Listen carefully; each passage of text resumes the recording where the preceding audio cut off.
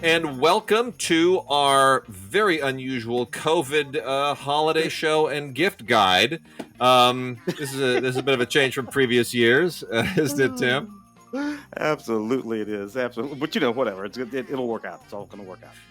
You know, we were just talking before the show about the Warner Brothers news. Why don't you go and tell the good folks what that all means? Which literally just came out as in the last few hours. So Warner Brothers has decided that its entire slate, starting with Wonder Woman, will be day and date streaming and in theaters.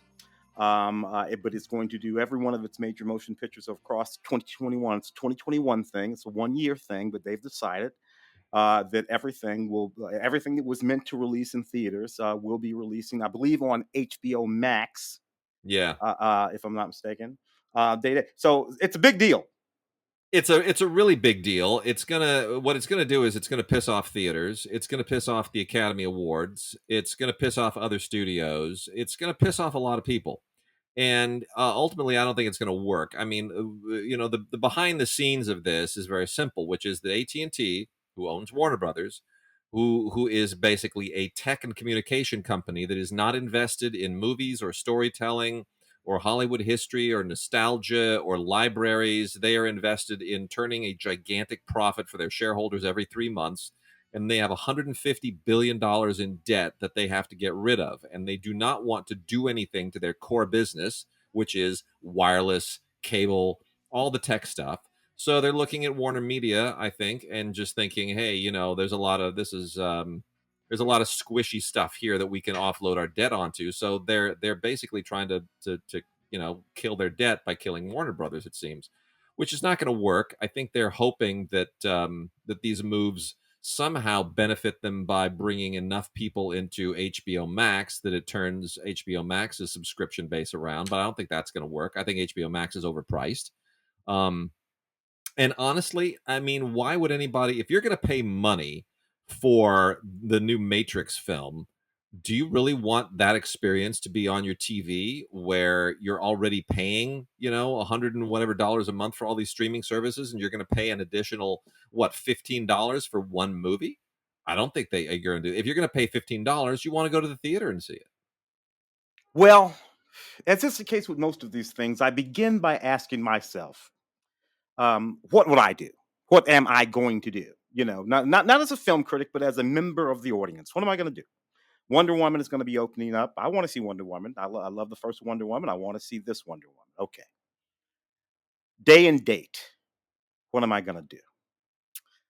To be honest, I think I'm going to be watching it on my big old 4K TV over here.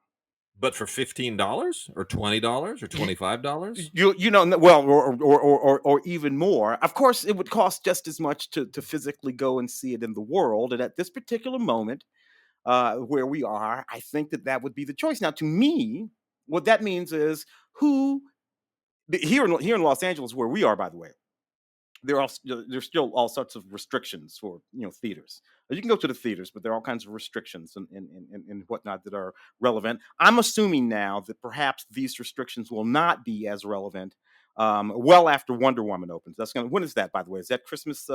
Christmas Day. Christmas Day. Yeah. So we won't be there with the vaccine and all that by then. But as we move deeper into the year, vaccine and all of that, yet the Warner Brothers movies will still be doing this over the course of the rest of the year. And I can see how a whole lot of people are going to choose to simply forego going to that movie, going to the physical movie theater, to see some of the films that we're talking about, Deadpool and whatnot.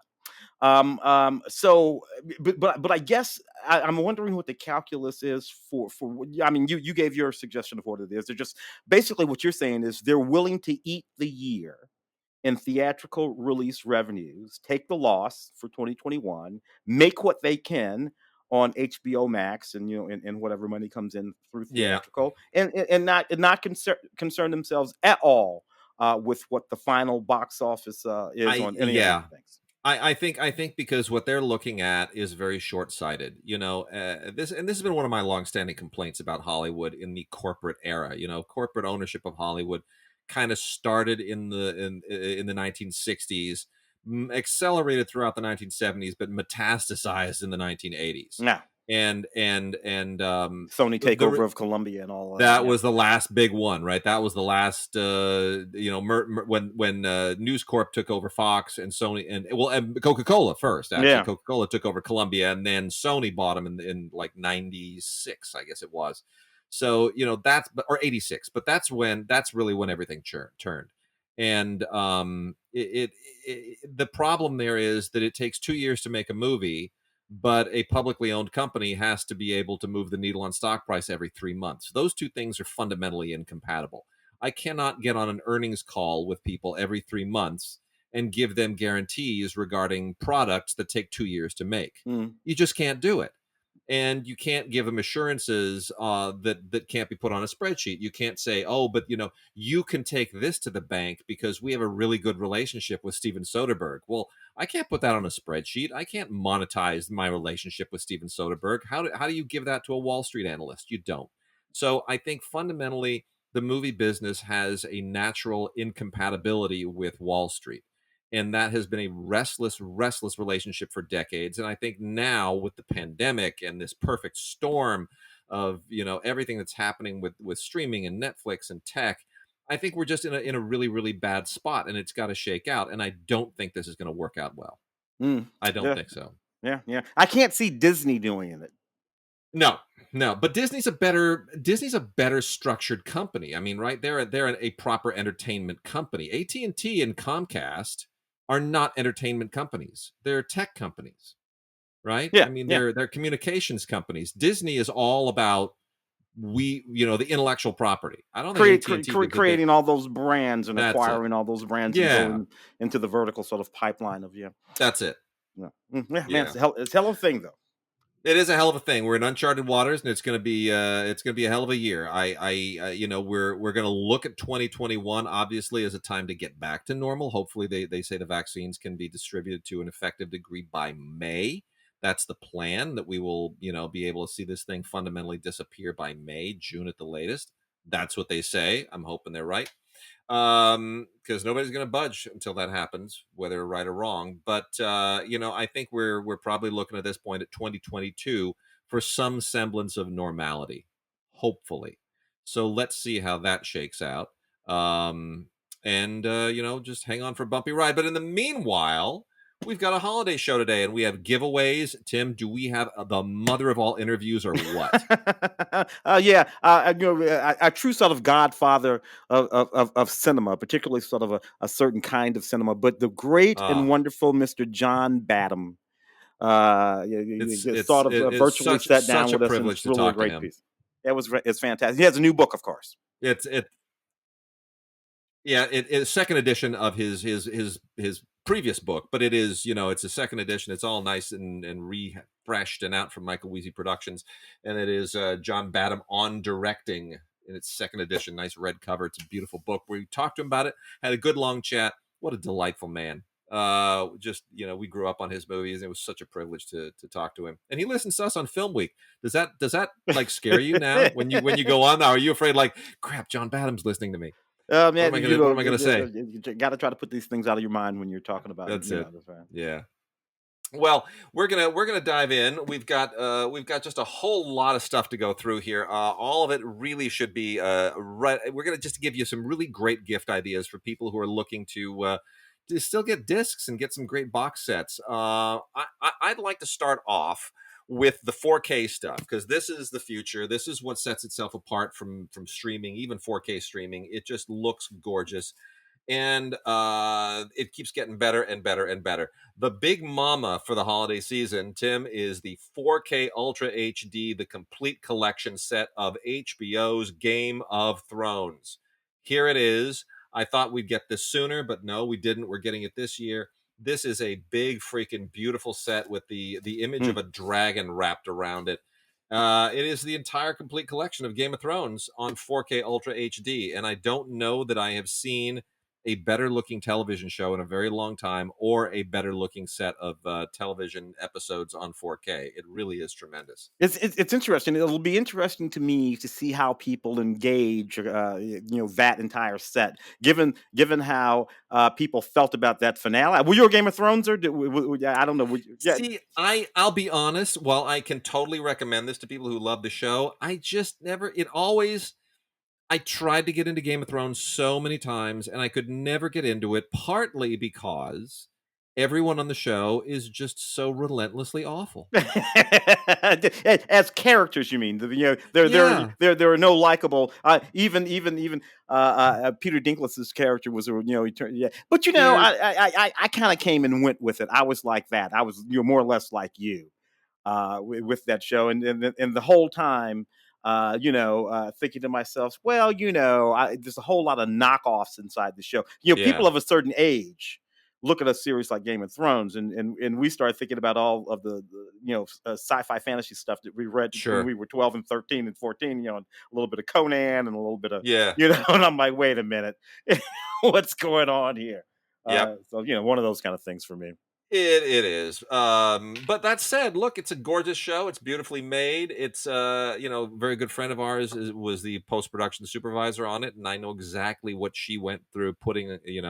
I mean, the post production pipeline and flow of that show was It was global. It was Yeah. like Lord of the Rings, right? It was you're doing stuff in London and doing stuff in Romania and doing stuff here, and it's a real feat how this series was put together. So great extras on here. 15 hours of bonus features, which include the 2 parts reunion special that Conan O'Brien hosted. It includes the Last Watch documentary, Conquest and Rebellion, an animated history of the Seven Kingdoms, tons and tons and tons of featurettes and interviews and deleted scenes, and there's even a bunch of audio commentaries that are really some of the best audio commentaries you'll ever hear for a TV episode, because they go into so many cool details. It's a great set. If you love Game of Thrones, you got to own this. And plus, you never know when your internet's going to go down. You're going to want this on 4K UHD. It just is absolutely the best. Also, here is our first giveaway of the show. Actually, our first 2 giveaways, both of them courtesy of the good people at Wellgo. Tim, have you watched Possessor, the other Cronenberg, the Brandon Cronenberg film? I have not seen that one yet. So this is a neon release for awards season, and it is Brandon Cronenberg really is trying to be very much in the mold of his dad, but he also kind of goes his own way, and this is really kind of a fascinating spy Wait a thriller minute, that's about. that Andrea Riseborough movie, right? Yes, correct. I have seen Yeah, this movie. I have seen this yeah, movie. Yeah, the apple yeah. doesn't fall that far from the tree. That's right. Young Mr. Did you see this for Cronenberg there. Film Week? Was Yeah, this one so of the I things? thought Yeah, this is one of the ones I saw for yeah. Film Week. Yeah. Sort of is yeah, all right. Yeah, not kind of interesting. It's funny. Just this morning, I had this conversation with Larry. I said, Larry, it happens all the time that I will look at the Film Week rundown and I will stare at a film and be like, did I see that film? Oh yeah, I did see it. I saw it last night. And like that's how fast some of this stuff fades from my mind. It was, So because yeah, I popped over and looked at the thing. I remember liking Jennifer Jason Leigh in this movie. That's the thing I remember about it. She was actually pretty creepy. So Possessor is this really, really, really cool film with Andrea Riseborough, who is great in it. And by the way, she's great in this new film called Luxor too, which we covered Oh for Film yeah, Week. So Possessor is basically they use brain implant technology to control people. It's kind of an assassin thing, right? yeah. It's like if La Femme Nikita were mixed with some kind of a weird Cronenbergian brain control technology. Anyway, it's really, really, really fascinating. Brandon Cronenberg very much becoming his own man, and it's on 4K Ultra HD and Blu-ray. We have 3 regular Blu-rays to give away, not the 4Ks, but they sent us regular Blu-rays. So we're going to go ahead and just say send us an email to gods@digigods.com or gods@cinegods.com. This goes for all of our giveaways. Either of those email addresses, gods@cinegods.com, gods@digigods.com. Send us an email with your name and address in the body. And for this one, in the subject line, just put Possessor, Possessor, Possessor, and 3 people will be randomly chosen. We are going to make all of our choices for our giveaways by the 11th. So that's gonna give people a good solid week. Make sure it gets to us by the end of day on December 11th, and then by the 12th we will alert the winners. And if you don't get an email by the 12th, then that means you weren't a winner. But the 12th, we will alert our winners. Anyway, Possessor, really, really cool film on 4K or on Blu-ray. Brandon Cronenberg has only a few deleted scenes and a featurette, but that's fine. We also have a 4K called Peninsula from Well Go, and we're giving away 3 of those as well, also on Blu-ray, not on 4K. So send us an email with Peninsula, Peninsula, in the subject line. We'll give away 3 of those as well. This is a kind of a semi-sequel to Train to Busan. They bill this as Train to Busan Presents Peninsula, and it is by Yeon Sang-ho. It's more, Korean zombie action, basically. But it's, if you saw Train to Busan, it's an intelligent zombie film, which most of them aren't. Yeah. It's something that I think, Romero would have been proud of.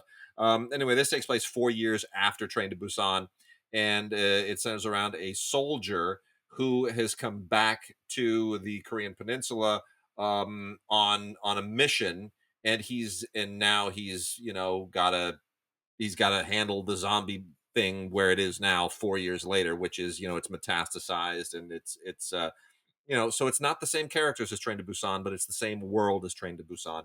And in many respects, I think this is a more interesting film. Let's see. Next on the 4K list is Lord of the Rings trilogy on 4K Ultra HD. We're going to give away one of these.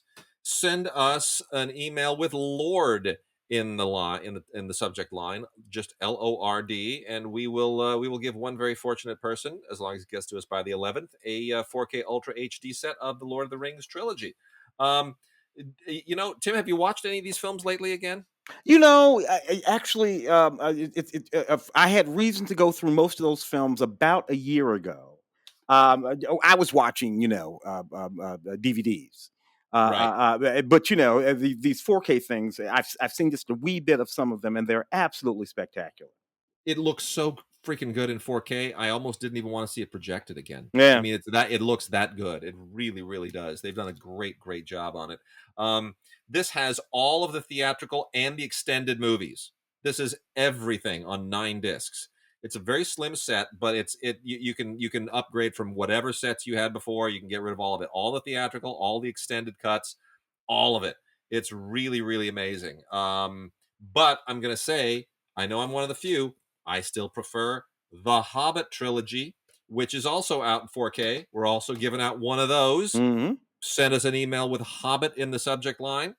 Even though I was originally skeptical, how you just go into the well too many times, you're stretching the Hobbit out across 3 films. It doesn't deserve it. You did you did all the whole other trilogy in 3 films, and now you're taking the one little book of the Hobbit, you're turning that into 3 films. Not on board. You know what? I wound up really enjoying it. I don't know about you, but I still really enjoy it. Yeah. Of them, those would be the 3. Yeah. I thoroughly enjoy this. So this also has all of the theatrical and extended movies, all of them on 6 discs. So the Lord of the Rings is 9 discs. This is 6 discs. It's a beautiful set, and get your 4K on.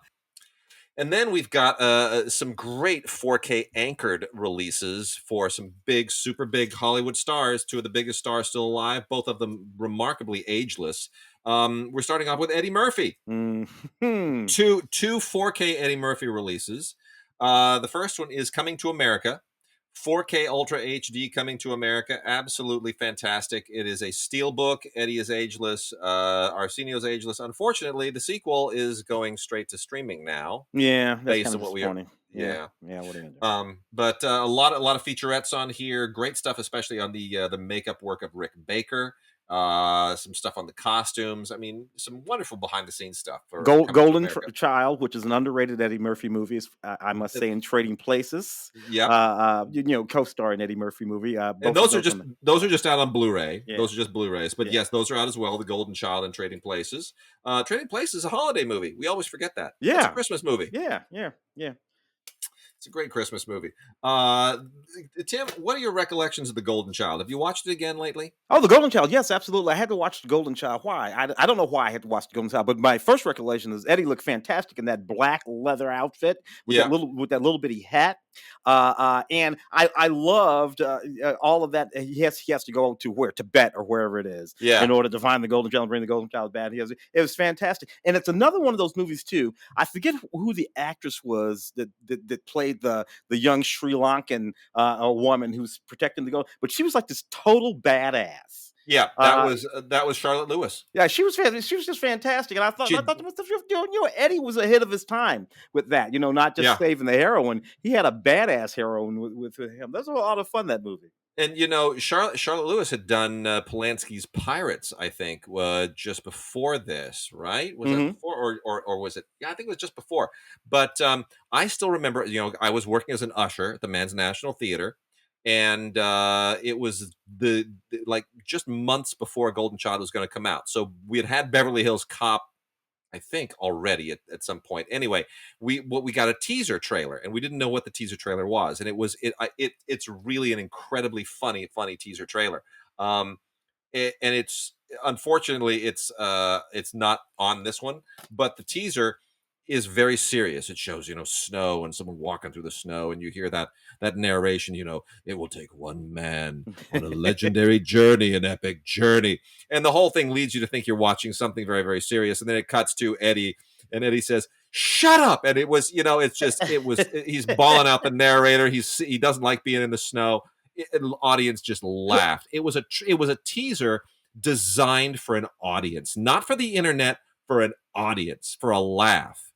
And I thought, thinking back on that, we've kind of lost that art. Teasers that are designed to be seen by a large audience, run during some other movie where it's a packed audience, and you've got these people and you want to make them laugh, and you have suddenly 1,000 people laughing at one joke in a teaser. That's 1,000 people who are going to go out and see that movie when it opens. Yeah, but for one thing, you know that you have time to make that joke hit because the audience is, it's a captive audience is sitting there watching the screen, watching all these teasers and trailers sort of come up. Now, because all of these things release on the internet at one moment or another, you never really have a moment where you can gobsmack a sitting audience with a teaser. The way the Independence Day, I remember sitting with Bridget at the theater the first time we saw the Independence Day trailer, with the darkness of would come up, and you're sitting there in this audience, you see this thing, and the room gets even darker, and you just simply you release that equivalent trailer today for some horror movie or whatever it is, or a space movie. You simply can't have the impact that trailer had in that theater with that 1,000 people. You just can't do it. It just doesn't work. Yeah. Can't do it. Well, the last Eddie Murphy release, also on 4K, is Beverly Hills Cop. The one, the only, the original, which, again, I worked at the theater when this thing opened. I remember what a huge deal it was. I mean, Eddie was a star, but he was not a mega star. This film made him a megastar. This film put him way over the top and made an outrageous amount of money. It made Martin Brest a much bigger director than he ever could have imagined that he would ever become. The soundtrack sold outrageous amounts. Judge Reinhold's career was made with this thing. I mean, this movie was just a spectacular success. And you know what? It's another example of Eddie Murphy taking a movie over. I can't imagine anybody else in that part. Yeah, and Eddie was one of the few that was not an SNL related movie. No, that's right. So Eddie was one of the few cats to come off SNL and make his way as a movie star without it being a sort of SNL-y sort of project, a sort of Lorne Michaels sort of production. Eddie, just came into mainstream Hollywood, sort of doing this thing. He wasn't repeating a shtick that he did from SNL. He wasn't doing, Jerry Lewis or Dean Martin or anything like, or Gumby or whatever. It was a unique sort of feat that he had, so yeah, and what's it been now? 40 years, Eddie Murphy. Yeah. Isn't that amazing? A mainstream Hollywood movie star, 40 years, 4 decades. That's astounding. It is astounding, and the only person who can measure that, who can hold up to that kind of longevity, is the other star we're going to talk about, also with a long relationship with Paramount, Tom Cruise. Yeah, the ageless freaking Tom Cruise. 2 Tom Cruise movies on 4K. for the season, Michael Mann's Collateral with Jamie Foxx, and the original Top Gun, which I also worked for. It's funny; I remember working all these as an usher. Top Gun is in a steelbook, just like the Trading Places, exact same kind of a steelbook. And that also, I'm wondering when we're going to see the Top Gun sequel, because that's been postponed indefinitely until next year, and that's not going to go streaming. Paramount's not playing that game, so we're going to have to wait a little while before we see that. But Tom Cruise in Top Gun, still a legendary performance. Kelly McGillis, the music, the Tony Scott direction, the whole thing. You know what? Val Kilmer in Better Times. I mean, it still holds up. It's still nostalgic, and it's got a heap of great extras on it. Most of them on the Blu-ray. But what a gorgeous movie. The sound is to unbelievably die for. I remember one of the things with the sound in Top Gun was that our theater was playing it too loud. Yeah. Because I remember the sound editor. I later took a seminar with the sound editor for Top Gun that was sponsored through the Academy. And I remember she was talking. It was at one point she said, and then I remember when the film debuted at the National, and I thought, yeah. What do you remember? She said, I walked in and I wanted to scream because it was too loud. And I thought, oh, damn, I remember when I got there and it was like shaking the walls. I thought that was cool. So the sound editor didn't like how loud we played it, but, whatever. Collateral, Tim, Collateral, Tom Cruise and Jamie Foxx both cast against type. Jamie Foxx playing kind of a nerd and Tom Cruise playing the bad guy. That was quite a shift. It was wicked. If I'm not mistaken, nobody really remembers what a big deal that was. It was one of the early films, one of the first feature films that was shot HD. I guess it would have been HD. You're right at the time. You're right. It was. And that was sort of a big deal. It was an interesting thing. I remember being sort of critical of that at the time because it on the theater screen, HD was still a little present. It was a little harsh. To my viewing, I was a 35 millimeter purist for a long time, but nevertheless, it sort of got the ball rolling on that. Michael Mann just sort of being ahead of the curve when it came to a whole lot of that stuff. Jada Pinkett in that film too, by the way, she was really good in that movie. Yep. It was a really, really unusual film for everyone involved, and they all did a great job. And I think it's a very underrated Michael Mann film. Also, for a couple of interesting titles here, I'm going to give us another giveaway, which is V for Vendetta. Send us an email that just says V, just the letter V in the subject line if you want to get the 4K Ultra HD of V for Vendetta. This was not hugely successful at the time. I think it dates okay a little bit. It's the politics of it are a little bit. They were out of date at the time, somewhat too. The whole Guy Fawkes thing. Yeah. But it's okay. It makes sense in the context of of a sort of Wachowski canon of films. If you think about the Matrix films and this and all that kind of stuff, James McTeague, I think, directed it. Yeah. But nevertheless, the Wachowskis sort of wrote it, so it makes sense in that sort of canon. Hugo Weaving, of course, right back there, and Natalie Portman. Yeah, Natalie Portman, very good. It sort of makes sense as a part of that grouping of films.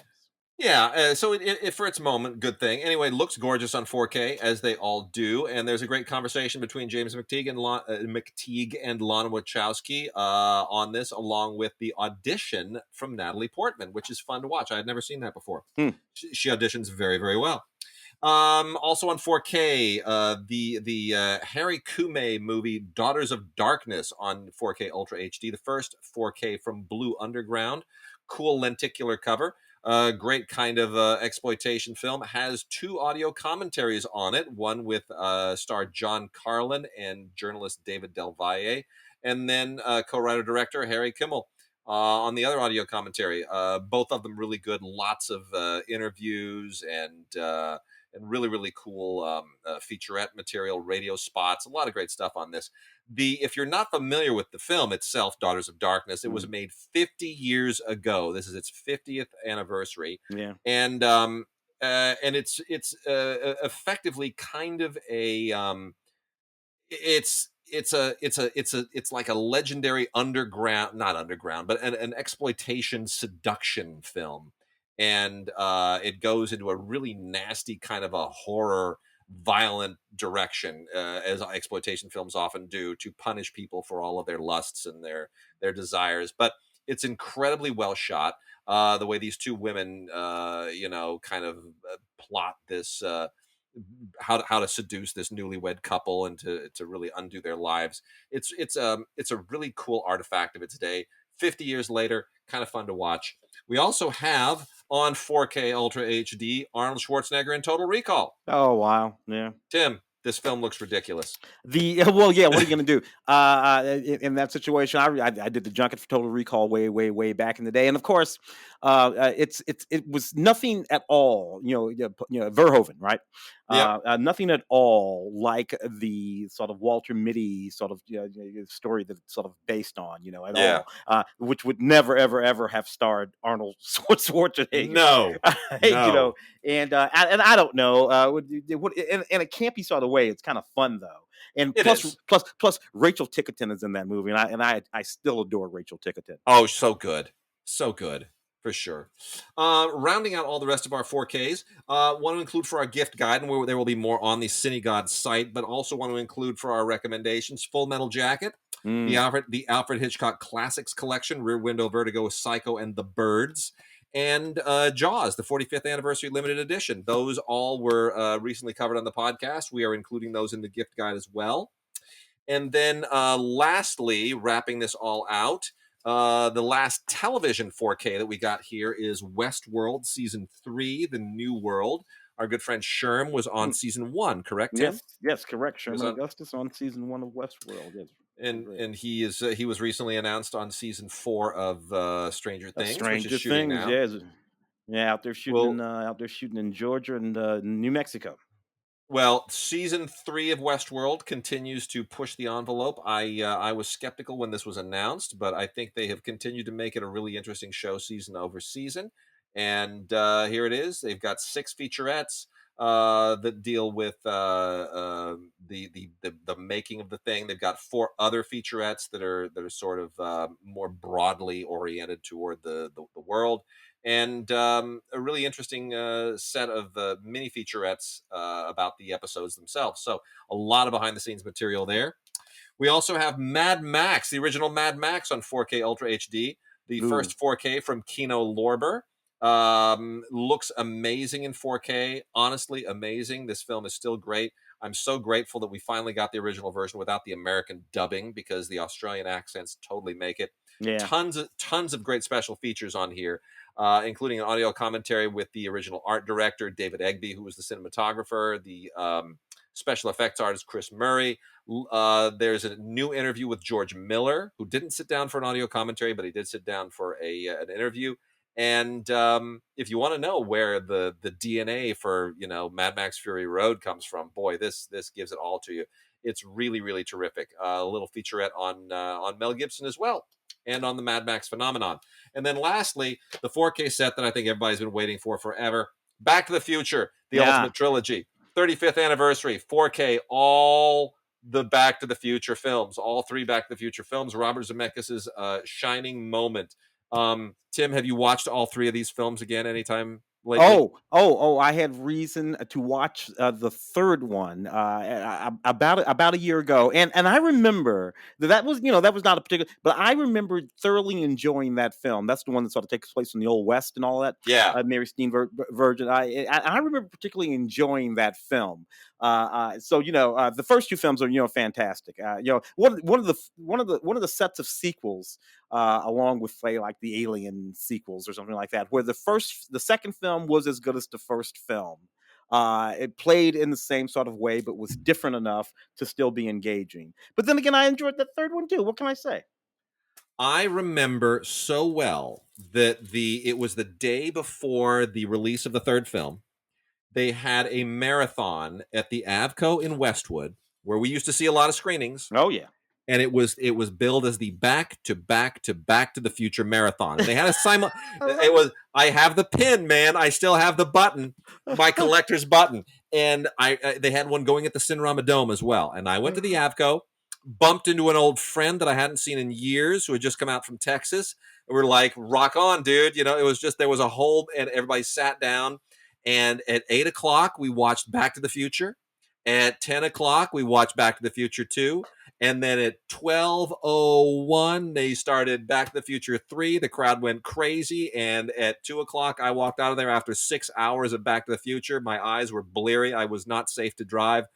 But damn it, I was happy. Oh man, Michael J. Fox, of course, and what can I say?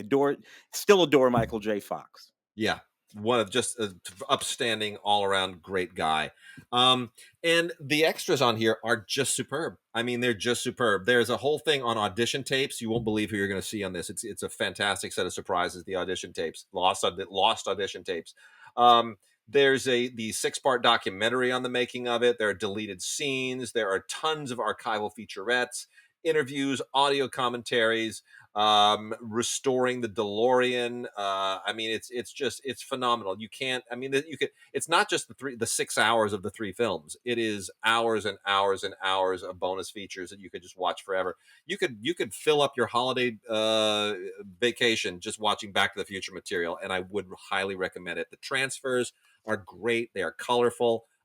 It's wonderful. It's nostalgia, and I live for it. So Back to the Future. Tim, what else are we including in our gift guide? It looks like in the gift guide down here, this is all the 4K stuff that we're doing, right? Well, let's move to TV. Oh, let's do some TV stuff. Yeah, okay. Yeah. Let's do some TV stuff because actually I've been looking at this, and I know that you're a big fan of the Crown series, and we have the complete 3rd season of the Crown. The new season of the Crown started airing not too terribly long ago, if I'm not mistaken. But this is the complete 3rd season of the Crown. The Crown series. Now, this to me, after my complete engagement in the Downton Abbey run right through that feature film, I had to take a break from our Anglophile friends for a moment. So you know a good deal more about the Crown than I do. Well, I just like the casting of the Crown. Well, yeah. Yeah, what are you going to do? You got Olivia Colman, Claire Foy, these sort of wonderful actors, Milda Staunton, these sort of wonderful actresses. But how was this series shaped? I didn't really understand how you ended up with all these people playing Queen QE2 at different periods in her reign. You know what? It's interesting.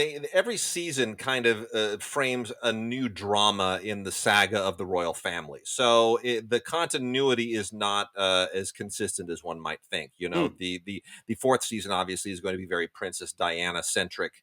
So you know they've decided that each season is going to frame out a different dramatic episode from the story of the royal family and Queen Elizabeth in particular. So to that extent, it's very kind of episodic, but it's season episodic, and it's a lot of fun. Olivia Colman is wonderful in this 3rd season. She of course played won her Oscar playing a very different British queen, Queen Anne. And to that extent, I would also add in there's a National Geographic DVD that has been released that is a nice companion piece to The Crown. It's called Being the Queen. And if you want to kind of ground the Crown in a little bit more reality, this archival look at the life of Queen Elizabeth II, who of course is still alive, it has a lot of wonderful stuff in it. So you can kind of compare all of the events that are shown in The Crown to the actual events that are depicted in this documentary. So Being the Queen, nice companion piece to The Crown, the 3rd season.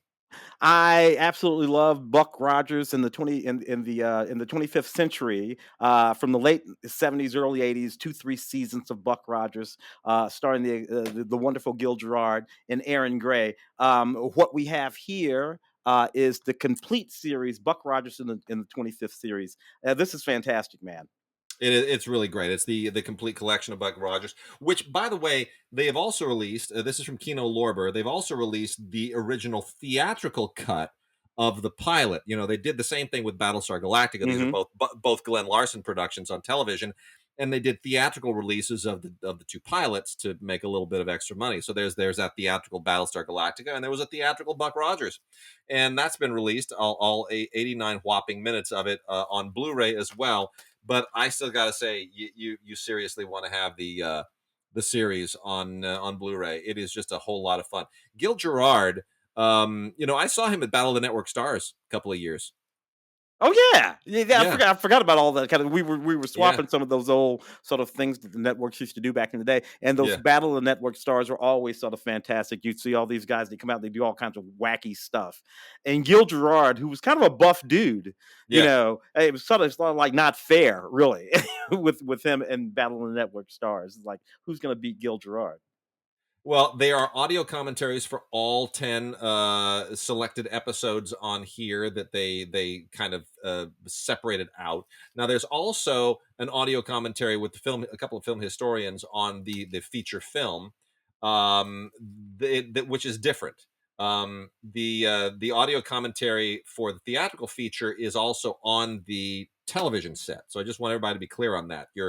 You can get the theatrical film with the TV series, but the audio commentaries on 10 episodes are different from what you get on the theatrical cut of the film.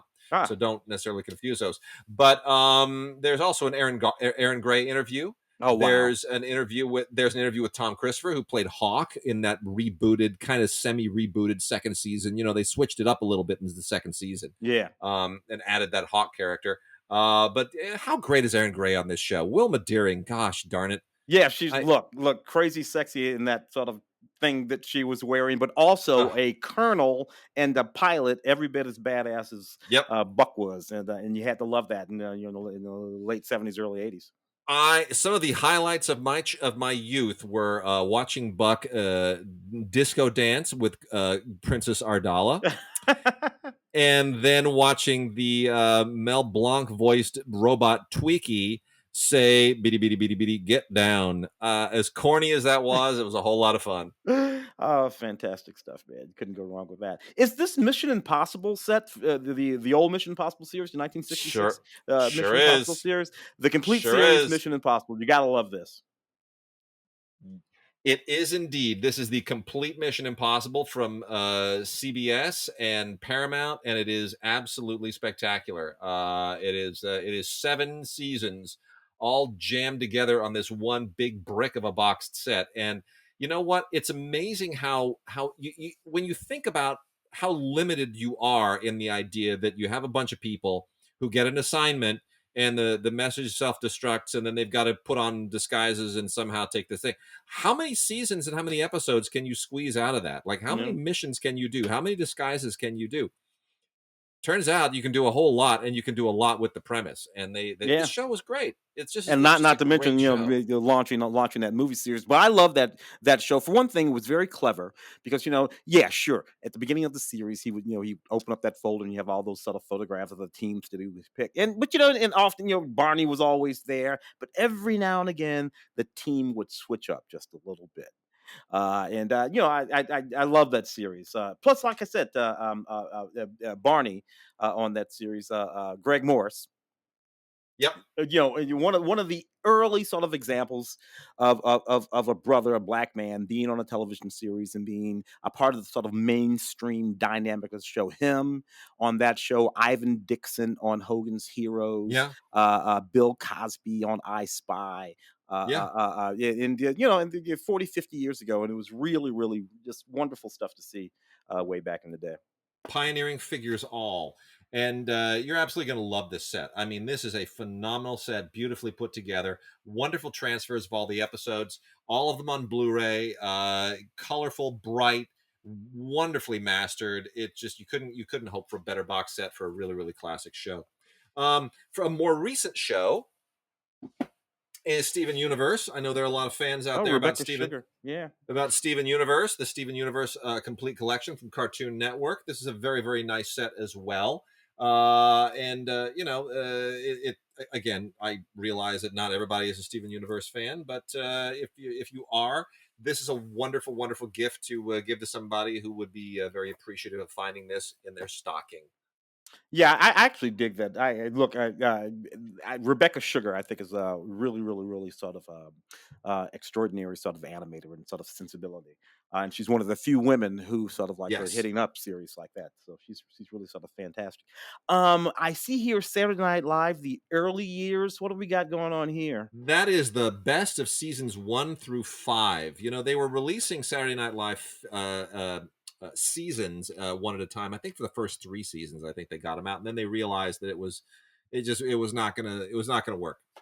Mm, Once you move past the Eddie Murphy Joe Piscopo group, it kind of starts to be diminishing returns, right? mm, Like those subsequent groups, yeah, it's great. You get into Dana Carvey and Mike Myers, and but at a certain point, they're just not as memorable. Those first two groups, the Bill Murray, John Belushi people, and then the Eddie Murphy, Joe Piscopo crew, mm. and then after that, it all kind of. So anyway, this is the first 5 seasons, and they've cherry picked a lot of really wonderful stuff and put it out in an absolutely terrific Time Life set, volume 1 and volume 2, 6 discs per, 12 discs altogether, from 1975 to 1980.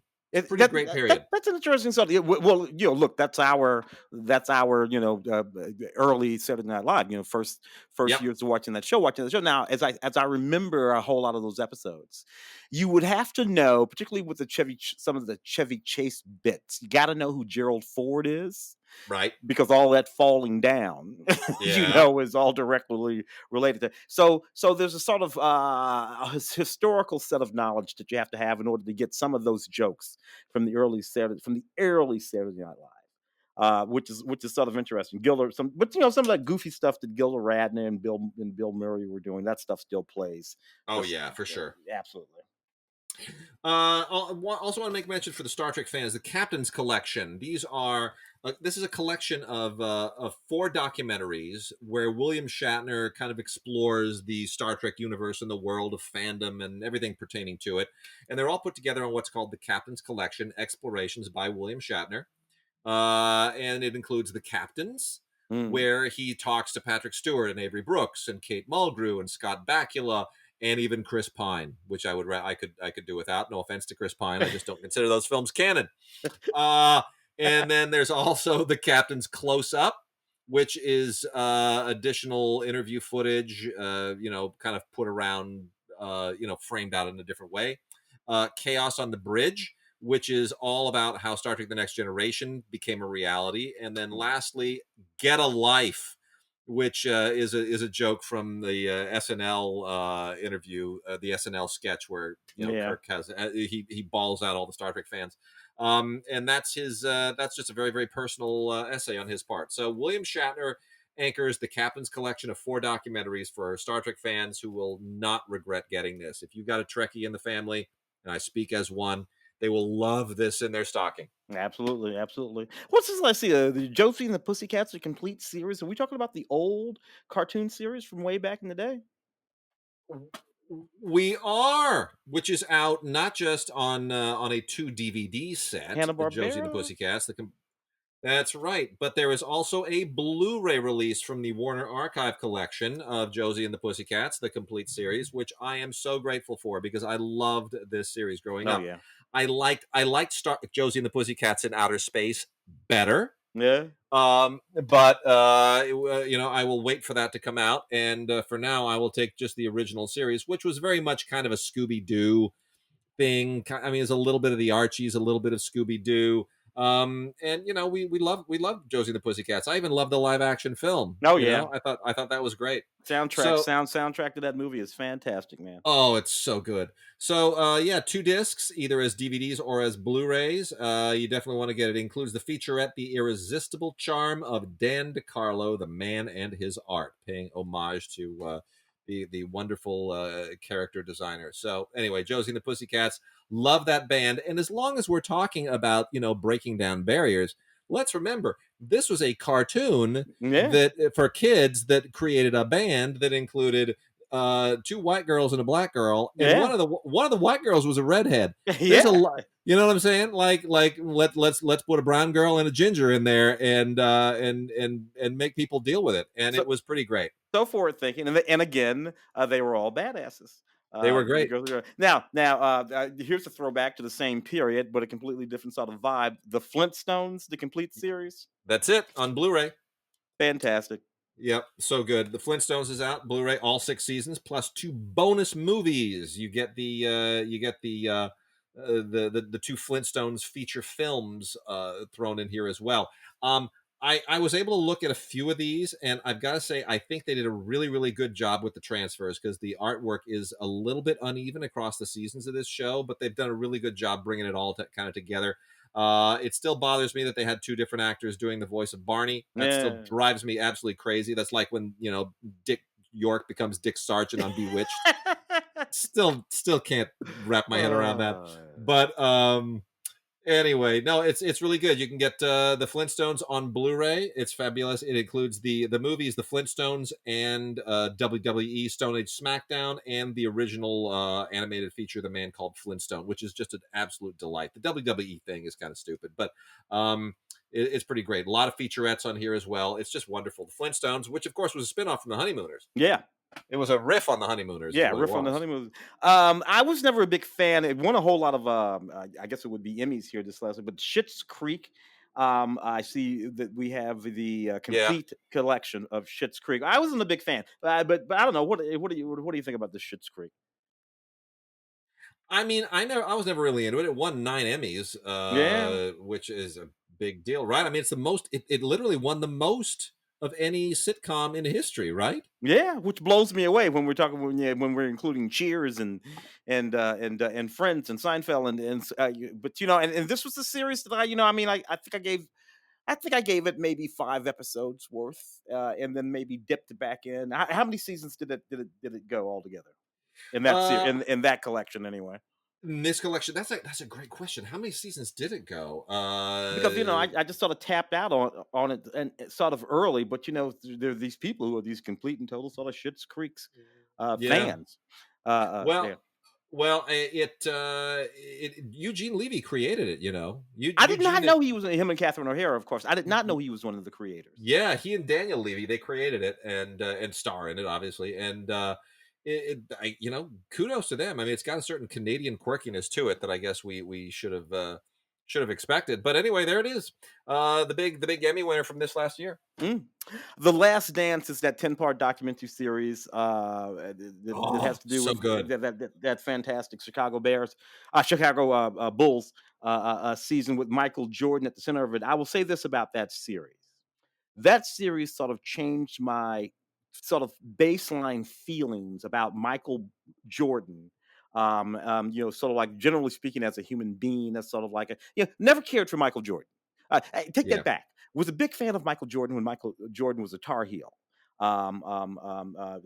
Wait, so we're talking a long time ago, and then he became a Bull. And I was a 76er fan. I was a Clippers fan. You were out here in LA, of course. We're talking a long time ago now. yeah. And Michael Jordan, and then there are all kinds of sort of political dynamics that popped up that were irritating, that irritated me around Michael Jordan. So over the years, he just and here in LA, we had the lovable Magic Johnson, Magic Johnson. Hmm. a human being who seemed to be exactly the opposite of just as talented, but exactly the opposite. This documentary series, The Last Dance, changed my feelings about Michael Jordan in terms of the kind of person he was. And of course, there's a whole sequence in this when we're talking to him that occurs after the death of Kobe Bryant. So that's really sort of interesting and powerful too. It is, it really is an extraordinary documentary too, just from the standpoint of filmmaking. I mean, ESPN Films really does some great work from a filmmaking standpoint, and there is a lot of tension and a lot of drama in what is revealed here, and it really has it's just a tremendous piece of filmmaking and a lot of great stuff in here. It includes a gallery book.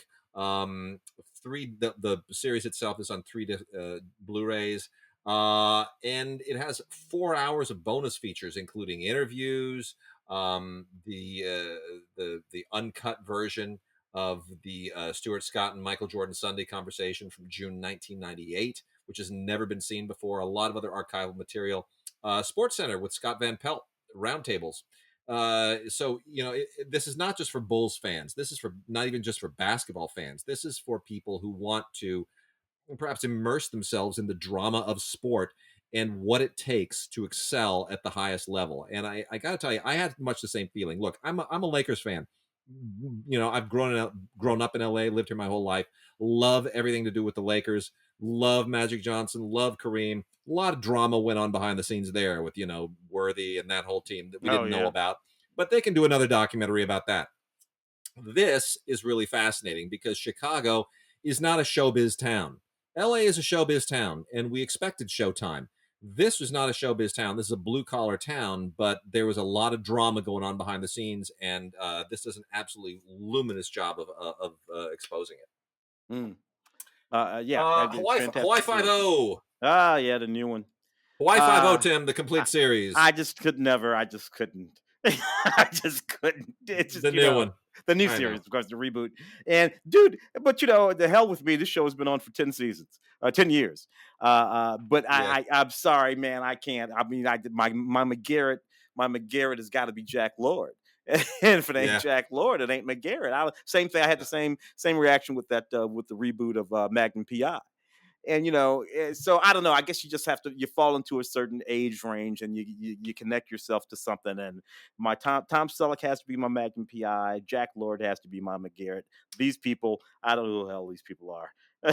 Well, I concur, and I'm going to agree with that. But here's the thing: if you are a fan of the rebooted Hawaii Five-O, if this is your Hawaii Five-O, it's a great box set. 10 seasons. 10 seasons, a ton of discs, 20 hours of special features, alternate endings, and deleted scenes, and behind the scenes, and gag reels, and on and on and on. It's endless. If you don't like this series, then this is a doorstop. If you love this series, this is a hell of a brick to get in your stocking. Yeah. Hey, dude, forget about me. I'm the same way, by the way, with that new MacGyver series. Same thing. Just can't. Yeah. I'm like, what are you doing? What did you do? Oh, over here, but whatever. Get over me. And we also have Criminal Minds for people who love Criminal Minds. CBS has given us another great box set there. 15 seasons, damn it, Tim. 15 seasons that's been on the air. How the hell did that happen? And what's just broadly speaking, way long time ago, we had one or two series per decade that would really pull off something sort of amazing. You had Bonanza, pulled off some 25, 30 years on the air. You had MASH, that pulled off a crazy long run. The Flintstones, of course, on the animated side, and The Simpsons lately. But lately, in the past decade, or 2 decades, there have been a whole lot of television programming that just pull off these really amazing runs of a decade or more. I know. Of seasons, and that was simply not the case when we were coming up, man. Every blue moon that would happen. Every blue moon. I know. It's amazing to me. I look at things like Criminal Minds and all the Law and Orders and the CSIs. Oh my gosh. NCIS. I mean, these shows run forever now. They really do. All the procedurals. They just go forever and ever and ever. So anyway, 17 hours of featurettes and things on Criminal Minds. I couldn't get into any of it. I tried to watch some of it. I don't love the show enough. Man. But it's a hell of a set. And then also, speaking of, The Office ran for 9 seasons. Yeah. Which, the original British one ran for what, 1 season? It's just, it's very strange. Ricky Gervais, he did it for 1 season, and then they booted it up here, and it ran for 9 seasons with Steve Carell. Very, very funny. Ricky Gervais, if you remember when he hosted the Golden Globes one time, he kind of took a crack at that, and he took a little Steve Carell crack from the podium about how I'm the guy that started this whole thing, and they cut to a close up of Steve Carell, who was looking really angry, obviously all put on, and Steve Carell pantomimes with his mouth and his face and his hands, "I will kill you," and it was very funny. So hysterical. Yeah. Anyway, The Office, 9 seasons on Blu-ray. This is an incredible set. The show was never really that good looking to begin with. It wasn't that well shot. Well, but slightly on purpose, that whole sort of gritty cinema verite thing. But nevertheless, not a great looking show. Not a great looking show, but they kind of redeemed themselves on Blu-ray. It really does look good on Blu-ray. It's very sharp. It's very nice. Not too colorful. Doesn't look candy colored or anything, but they really kind of spruce it up. It's got a nice tenor to it. Tons of deleted scenes and their extended episodes and featurettes and table reads and audition tapes, and oh my gosh, there's just so much stuff on here. It's just hours and hours and hours of great stuff. If you are a fan of The Office, holy cow, you're going to love this. Wonderful gift. Wonderful gift. Is that everything? Is that everything from the TV universe? That is everything from the TV universe. I was going to bump over to some classic movies if you wanted to do some of those. Dive in. Let's dive in. I see here that what is this? The Godfather coda. Oh my gosh! The death of Michael Corleone. What the hell is going on there? So the Godfather coda is so Francis Coppola rewrote, or I shouldn't say rewrote, re-edited and kind Mm, of reconceived all the entirety of the Godfather 3 to kind of fix what everybody said was wrong. mm. And he's been very successful at this lately. I mean, not so much with Apocalypse Now, which he just keeps tinkering with Yeah, oh, that to Redux and no, all that. Yeah. yeah. But Cotton Club, his Cotton Club Redux is great. Yeah. I mean, really great. It sort of elevates the story of the two brothers played by Gregory Hines and his brother. Yeah. It Maurice. elevates Maurice. It elevates that story to parody with the Richard Gere character, which is what was always intended. That was supposed to be a contrast, and so that's much better. And I think what he does here is also better. I don't know that it actually fixes all the problems. I think there's still some problems in it, but it's really fascinating to watch this and to compare it to the original theatrical release cut, which got Oscar nominations and all. Yeah. And it has an introduction from Coppola. I wish it had a commentary. It really could use a commentary. I'm hoping that there is some more elaborate release of this on 4K along with the other films due next year. I suspect there is. I've heard rumors that there is. So, some people may want to wait for that, but in the meantime, it's plenty. I mean, it's really, really interesting. It's not bad. He really does remedy a lot of the things that were wrong with Godfather 3. Mm. Woody Allen's movie, A Rainy Day in New York, sort of first film since all Yes. sorts of controversies and whatnot. But nevertheless, there it is. Woody Allen's new comedy, Rainy Day in New York. Did not get a chance to see this for the show. Did you see it? And did you just get a chance to review it as a piece of You know, Woody Allen movies? Mark reviewed it for our site for CineGods.com. Mark did a little Hmm. write up on it, and I pretty much concur with most of what Mark wrote. I think I like it a little better than he does. It is flawed. It's definitely not classic Woody, but I think it obviously caught hell a little bit just because of what was going down, with Woody and the culture and cancel culture and everything and all that rather unfairly. But it's got some great performances in it. Selena Gomez is very, very good. Elle Fanning is wonderful. Jude Law and Liev Schreiber are fantastic. Timothy Chalamet, I can kind of take him or leave him sometimes. He's starting to get on my Mm, nerves a little bit. I'm not looking forward to Dune necessarily, but mm. um, what I think is good about this is if you get this, I would also recommend picking up Apropos of Nothing, the Woody Allen biography, his memoirs, which are a wonderful complement to any movie, but particularly to this one because of where this kind of falls in his career. So Mm. that's all highly recommended. Interesting stuff.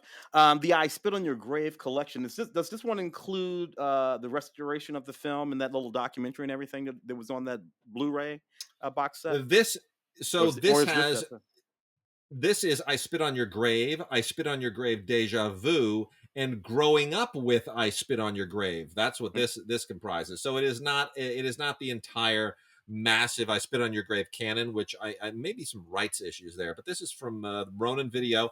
And if this is look, I Spit on Your Grave is kind of the original feminist revenge exploitation saga, and if it's not for everyone's taste, but it certainly is for some people's taste, and it is a lovely, lovely box set. Also comes with a booklet. Some people are gonna not consider this very Christmassy, but some people will be very, very happy to have this as a gift. And wow. I'm glad I don't know those people, and somebody else does. The Roman holiday, Yeah. Audrey Hepburn, more than an icon. What comes with all that? That just must be exquisite. So it is. We're giving away three of these. We are giving away three Blu-rays of Roman Holiday, the Audrey Hepburn Oscar-winning romance directed by William Wyler, along with Gregory Peck, one of the all-time classics. Just a beautiful film. This is from Paramount, and we're giving away three of these. Send us an email with Roman in the subject line, and you will be eligible to win one of these by December 11th. GodsDigiGods.com, gods@cinegods.com, name and address in the body of the email. Roman Holiday deserves no additional praise from us. It is an absolutely excruciatingly wonderful movie. Yeah. Has a Leonard Maltin featurette on here, along with featurettes dealing with the costumes and the Paramount.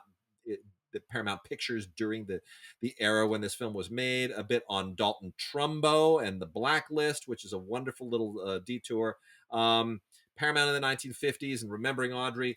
And then to go with it is this wonderful Blu-ray documentary, Audrey, More Than an Icon, which you should absolutely get. If you get the one, you should get the Yeah. other. This is not from Paramount, but it is essential. It is the definitive documentary about Audrey Hepburn and her career and her life and her humanitarian efforts, which were extraordinary. And what an amazing life, you know? I mean, grew up under Nazi occupation. People forget that. Yeah, yeah. One of the reasons why Audrey Hepburn was always so slight was because she had been starved as a child and never really had a chance to sort of grow. So that slightness that was her sort of trademark was because of a deprivation Yeah, that in her childhood. Really very true. an amazing story. Uh, The Laurel and Hardy definitive restorations we have. Yeah, we've got Laurel and Hardy material here. So we've got on Blu-ray the definitive restorations of Laurel and Hardy. This is original nitrate negatives, 35 millimeter, were transferred in 2K and in 4K, and they now have a 4-disc set of all of the great, very best Laurel and Hardy shorts. They look fabulous. They've been beautifully cleaned up. They sound fantastic. There are commentaries on here that contextualize them and their careers and their lives, and there are thousands of photos on here as well. Just absolutely beautiful posters and all kinds of great artwork. People are gonna absolutely love this. I mean, I'm gonna sit my daughter down and show her the glories of Laurel and Hardy. She will laugh endlessly. And for Laurel and Hardy fans, you can also get from Classic Flicks the Oliver Hardy, Harry Langdon film Ah, Zenobia, yeah. which is also quite wonderful. Harry Langdon, no substitute necessarily for Stan Laurel, but this is still a really classic film that fans of Oliver Hardy in particular will appreciate. Yeah. Zenobia. A little known and unfortunately forgotten film in many quarters, but they also restored this from the original nitrate elements. Nitrate lives. Yeah, yeah, interesting little moment in that in their relationship there. Billy Burke in that film too. Love Billy Burke. Oh, she's so good. Yeah. Let's see what else we got here. What about the complete Hal Roach Streamliners collection? This is great. So this is there may be more coming, but so far we have 5 volumes of Hal Roach's Streamliners. And if you don't know what the Streamliners were, so Streamliners, well, here's basically the idea is that the it has nothing to do with trains, by the way. They go the great lengths to point this out. So in the 1930s, there was a demand for movies with shorter running times because a lot of theaters wanted to be able to move more people in and out of theaters faster, and a lot of people wanted to cut costs on movies as well. So Hal Roach accommodated, and he made these kind of shortish movies that they called Streamliners, and they were very popular in the 1940s, especially during the war years. And this is 5 volumes of those. The first volume is the Tracy and Sawyer military comedies. Volume 2 are westerns. Volume 3 are the taxi comedies, which are very funny. They star William Bendix and Joe Sawyer. Very wonderful. William Bendix is great. Yeah. Volume 4 are musicals, which are really actually kind of fascinating. Alan Hale Jr. and Noah Beery Jr. and a lot of really interesting people show up in these things. It's really kind of fascinating when you go, oh, hey, look there he is. And then the volume 5 includes the Pitts and Summerville plus other rarities. So these are kind of off comedies that star some of these other teams and some things that didn't really fit in any of these others. So 5 volumes of these Hal Roach features that were designed to just kind of fill a niche need at the time. It was really fascinating. Tim, I also want to make mention of something very selfish here. The director's cut of Tom DiCillo's Delirious Oh on yes. Blu-ray. Yeah. On Blu-ray with Steve Buscemi, Michael Pitt, Gina Gershon, and Alison Lohman. You will remember, and some of our podcast listeners might remember, that my wife was Yeah. the executive on this. She was the liaison from the production company, and I did podcasts with Mark Yeah. remotely because he was here in L.A. and I was in New York living off of my wife's per diem. while she went to the set every morning, or the office, the production office, and had to sort of manage all the particulars of this production. And I kind of got to roam around New York for the month of October in 2005 and had a grand old time doing it. And then, of course, once in a while, I would have the privilege of going to dinner with Tom DiCillo and everybody else, and Steve Buscemi, and it was quite a fun experience. But it was a great experience for my wife, who had a great time on this film. It's terrific.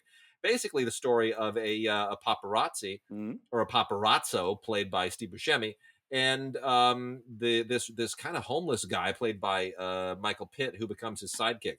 Really interesting film, one of Tom DiCillo's best, and what a great director's cut this is. Tons of special features, wonderful commentary from Tom DiCillo that I actually lived vicariously through a lot of the stuff he talks about, and some wonderful featurettes and behind the scenes stuff on here.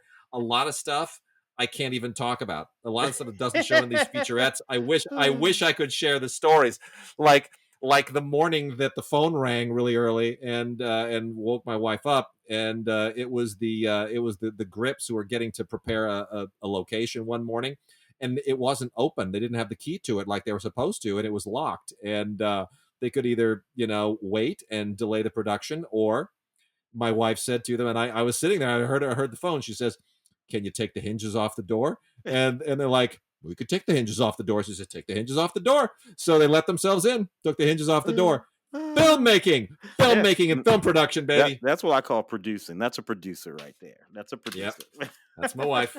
There it is. Do I see Popeye here as a part of that series? Is that of the when we're in the classic movies? Is that Popeye?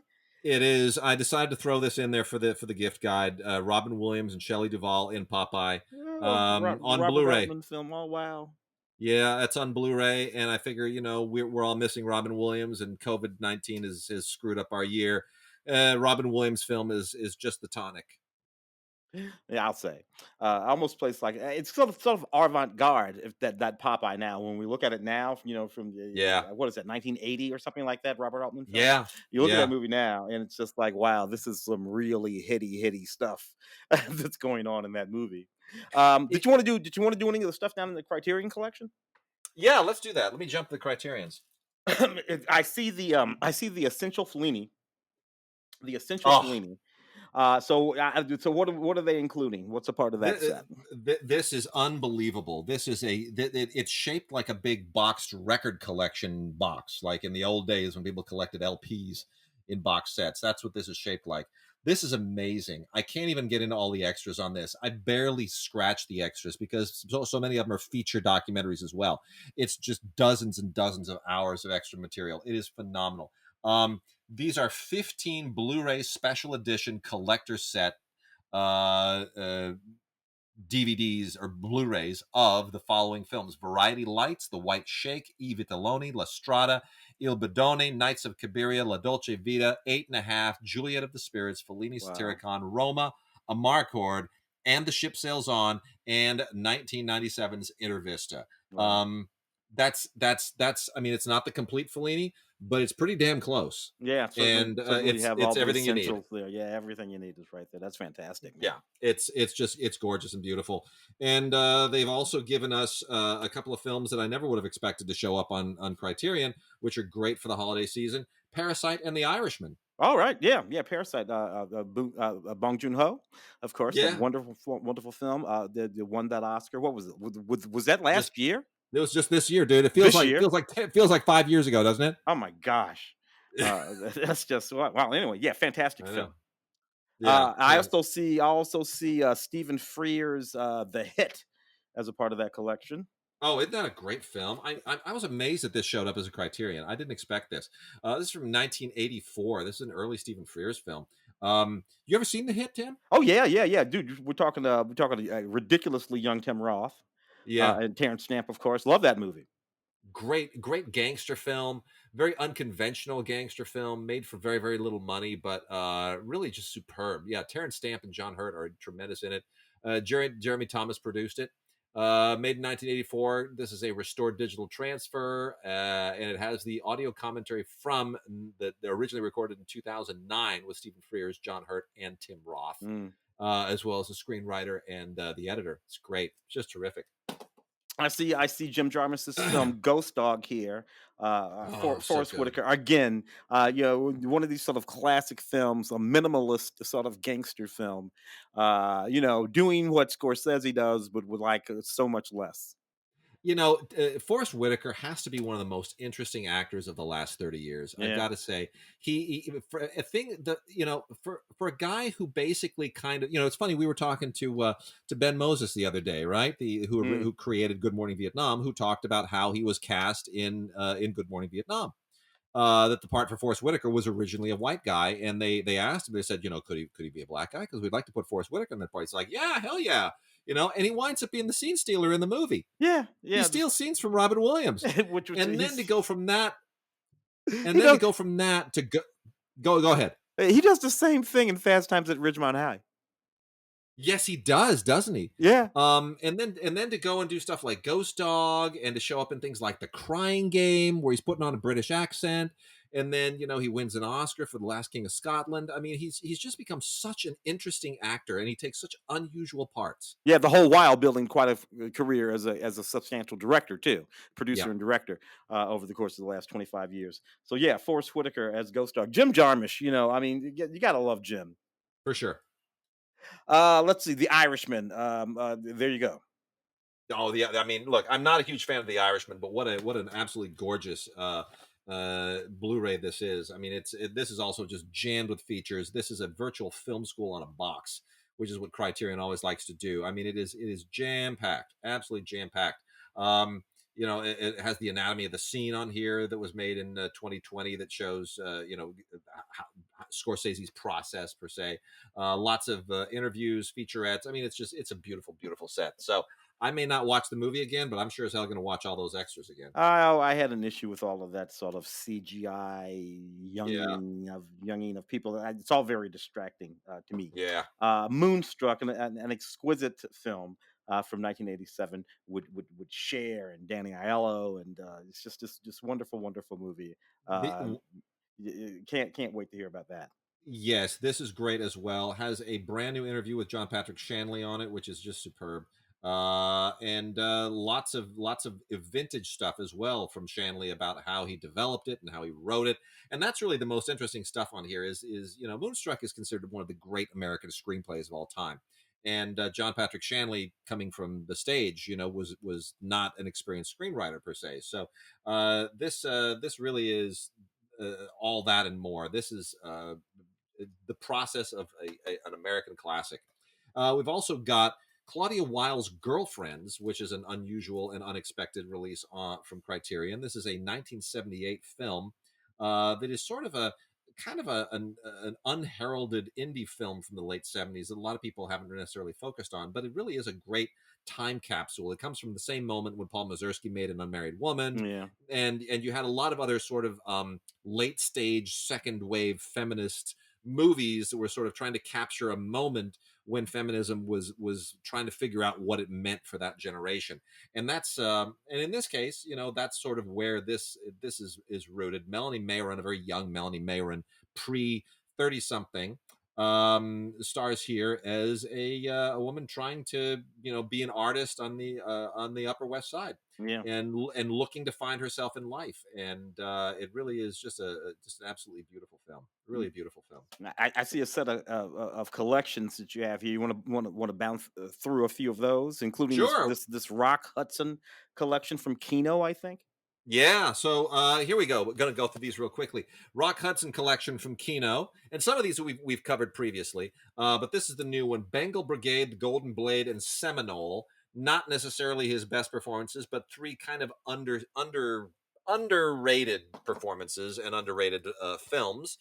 Seminole being probably the better one there, kind of one of those old-fashioned, politically incorrect westerns. Yeah. What I'm, you know what I'm saying. Yeah, Yeah. Rockland, and yeah. What are you gonna do? Then we previously covered the Deanna Durbin collection, which has It Started with Eve, Three Smart Girls Grow Up, 100 Men and a Girl. The Tony Curtis and Carol Lombard collection is the Tony Curtis collection with 40 Pounds of Trouble, The Great Imposter, The Perfect Furlough, and Carol Lombard collection, No Man of Her Own, Man of the World, and Fast and Loose. So those are all really, really great collections from Kino. What's in From the the Jewish Soul 10 classics of Yiddish cinema collection? What the hell is in that? That is so interesting. So Yiddish cinema, something that completely was off of my radar for the most part, is something that has always thrived in the United States. It's been its own kind of independent separatist cinema from the earliest days. And Kino went to the well and they put together this 5 disc set that combines 10 classics of Yiddish cinema going all the way back into the 1930s, believe it or not. So this starts in the 1930s and goes up into the 1950s, and it includes the Dybbuk Mhm. from 1937, which is fairly well known, and then other films that I had never heard of, including Edgar Ulmer's American Matchmaker from 1940. You know, Edgar Ulmer, a Mhm. great Poverty Row director who made a lot of classic indie films at the time. The Yiddish King Lear from Mhm. 1935. And then some films by a filmmaker named Joseph Seiden, who made Her Second Mother in 1940, Motel the Operator in 1939, and then Three Daughters in 1950. And then there's a film that he made in 1940 that I think is actually maybe the best of all of the Joseph Seiden films is Eli Eli, E-L-I from 1940. Very, very powerful. So really an interesting collection of films that speak specifically to a certain community that was the Yiddish speaking community in America, which we often forget exists, and you know, to Jewish identity in America. It's a really, really interesting collection of films. Yeah, yeah. A lot of the actors that you see roaming around these films, you were already watching in all of the sort of mainstream classic American movies of the day. But in the Very true. context of this, so really, really interesting stuff. I see a DreamWorks collection, 10 movie collection from the folks over at DreamWorks. Yeah, so let me pound these three out right now. So these are Universal has released three gift sets here, and they're all pretty good. The DreamWorks 10 movie collection is a Blu-ray box set. It includes the original Shrek, Spirit, Stallion of the Cimarron, Madagascar, Kung Fu Panda, How to Train Your Dragon, The Croods, which just has a sequel coming out about now, Home, Trolls, The Boss Baby, with Alec Baldwin doing the baby's voice, and Abominable. So Hmm. it's the DreamWorks Illumination collection with Movies Anywhere codes, and that's going to be great to keep the kids busy for the entire season. They also have sorry, that's the DreamWorks 10 movie collection. Then we have the Illumination 10 movie collection. Hmm. I'm getting ahead of myself here, which is Despicable Me 1 and 2 and 3, Minions, the spin-off from the Me movies, The Secret Life of Pets 1 and 2, Sing, which I really, really love. I think Sing is great. Hop, The Lorax, and The Grinch from the Dr. Seuss line. So that's the Illumination stuff. Despicable Me 1 and Sing are probably the best of all of these, though I think there's some fun stuff in the Lorax. And then the last one from Universal is the Focus Features 10 movie Spotlight Collection, which is great. There's some amazing movies here. Tim, check this out: Lost in Translation, Oh wow. Eternal Sunshine of the Spotless Mind, Hmm. Pride and Prejudice, Brokeback Mountain, Atonement, Burn After Reading, Moonrise Kingdom, The Theory of Everything, On the Basis of Sex, and Harriet. Outstanding, just That, exquisite. I mean, there's not a bad movie in that whole lot. Just exquisite, absolutely fantastic, man. Yeah. The I see under Christmas you've put a few films, including It's a Wonderful Life to 4K. Yeah. So that's got to look exquisite. So we normally get a ton of Christmas movies. That has not happened this year for whatever reason, but there are three that are worth noting. One is the 4K of It's a Wonderful Life, which I'm going to recommend mainly because it comes with the with a digital code on it that you can use to add to your online Movies Anywhere, Vudu, that whole deal, iTunes. So you can add It's a Wonderful Life to that, and that makes it easier than doing what I usually have to do, which is to dig stuff out of a box somewhere. But look, I don't need to tell you this is a great movie. It comes in a steelbook. It's 4K. It's absolutely fantastic. It also includes the colorized version, which you're never going to watch. Mm. Uh, and then the other two Christmas movies, Charlie's Christmas Wish, which is one of these kind of sappy Christmas movies, that show up on whatever Yeah, Hallmark and all, and yeah. Lifetime and all the rest. This one was made by Grindstone, who we make a lot of fun of usually here, but you know what? It's okay. Yeah. It stars Aidan Turner, who you might know from Agents of Shield, and it's got a little dog element to it, like a lot of grindstone movies do. And you know, it's a nice, heartwarming pet and romance movie, and it's got a little bit of a tip of the hat to the people in the service as well. And then the last Christmas movie here is Worst Christmas Ever by Johnny Cecchitelli. Uh, And this is a low budget kind of anti-Christmas comedy about a girl who finds out that she's pregnant on Christmas Eve, yeah. and she cannot literally everything goes downhill from there. She can't share the news with anybody. It's actually quite funny. It was Yeah. made for no money, but it's a very, very funny premise. And for people who kind of get sick of Christmas movies being a little full of themselves, this is a nice one to kind of Yeah. take some of the steam out. Yeah. Yes. Ultimately, very funny. Yeah. Let's see what else we've got here. Kind of getting down to the wire with everything. I think let me I'm gonna you know what, the anime I'm gonna hold off on. I'm gonna mention the anime will be reviewed on our on the site. We're not going to spend a whole lot of time here on the anime, and some of the Arrow titles we're also going to make mention of on the site with the piece. We want to get to our John Badham interview pretty quickly, but some of this Arrow stuff, Tim. Yeah. Let's relive some of our past glory, being nerds here, both of us. Silent Running. Oh man. Oh man. Silent Running with Bruce Dern. Silent Running was directed by Douglas Trumbull right after he had a great deal of success doing special effects for 2001. And does Silent Running hold up in your opinion today? Well, some of it does, actually. If when you think about it, particularly some of the special effects and whatnot, because I'm a fan of the sort of I'm a fan of the sort of practical stuff, and there's Yeah. a whole lot of practical stuff in that movie. So when it comes to that kind of stuff, I prefer give me a silent running. You know what is interesting is that this was made obviously coming out of the 60s, and it had a lot of environmental concerns on its mind, and the idea that in the future the earth is barren and we have to preserve the ecosystems of the earth on this like giant floating greenhouse in space, which felt very kind of hippie at the time. But you know what, it's interesting, it certainly does continue to have some resonance today, because extinction continues with a lot of species. A lot of what we're talking about, climate change and so forth, the discussion has changed, but a lot of the concerns remain the same. And the movie really has a strange kind of throwback resonance in a way. I was surprised watching it again, how much of it really feels timely, maybe Yeah, more yeah. now than then. Douglas Trumbull, of course, I think it was his directorial debut. I think you said that. And Douglas, Yeah, of course, we know mostly as a special effects kind of guy, which is why yeah, these things are sort of practical and built. And it's just, I really kind of dig that. cool film. Also, Flash Gordon. We got an absolutely beautiful 4K Flash Gordon set here from Arrow. Are you a Flash Gordon apologist like I am? Oh, dude, I love Flash Gordon. In every variation, I'm a big old Flash Gordon fan. Yeah. Well, I this is Sam Jones in that great old campy Flash Gordon. Um, go Flash go. Clytus, what plaything have you to offer me today? With the fantastic score from Queen. I just love this movie. I can't get enough of this movie. I could watch it over and over and over. It's a riot, and in 4K, it is a stone cold blast. It is an absolute blast. I love it. I was a big fan of the Nick Castle film, The Last Starfighter, 1984 sort of sci-fi movie, which was just a hell of a hoot to me. It was late and low budget, coming on the heels of all of the sort of space operas and drama and action films from the middle '70s on up. So by the time you get to 1984, these things are about a buck a dozen. But this one was a whole lot of fun, as far as I was concerned. Lance Guest and Preston and Robert Preston in, Yeah. in this film. It was a hoot as far as I was concerned. 1984 film, The Last Starfighter. I love that one. Yep, absolutely fun.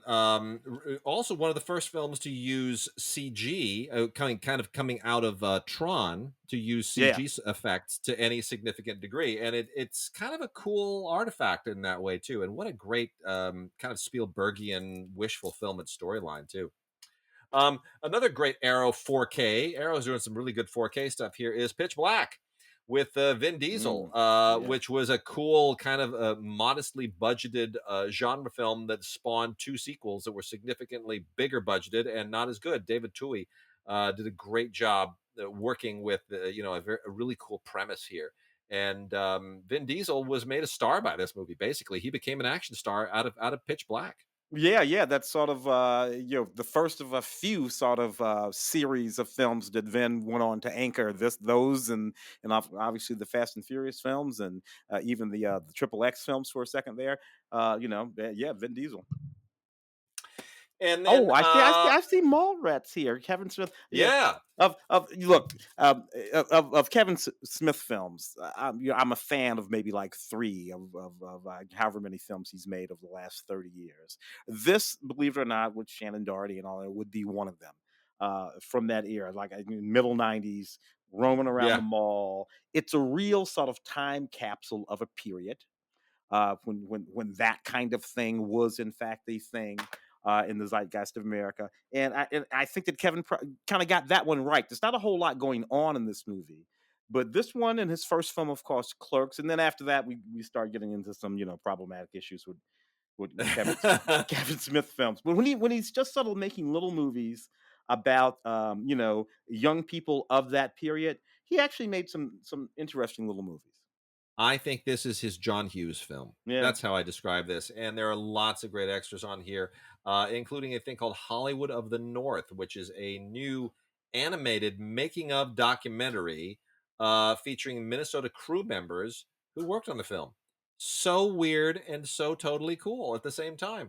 Lots of deleted scenes and new interviews. My Mallrat Memories, which interviews Kevin Smith, who, by the way, has lost a ton of weight. Dude's got himself in shape finally. Finally, He's good, gonna be good. yeah, Good for he's got his weight issues under control, and he's gonna be with us a good long time, and that makes me happy. And then there are the extended and TV cuts on this as well. So it's got the theatrical cut, extended cut, and TV cuts. It's all more Mallrats than you could ever shake a stick at. It's pretty great. Mm. And let's see, let's pick something to go out on. There are going to be more Arrow titles and then anime titles that we will cover on CineGods.com that'll cover this. But let's talk just for a second. Let's go out on what an interesting movie this is to go out on. This is worth calling attention to. The Blu-ray debut of Black Test Car.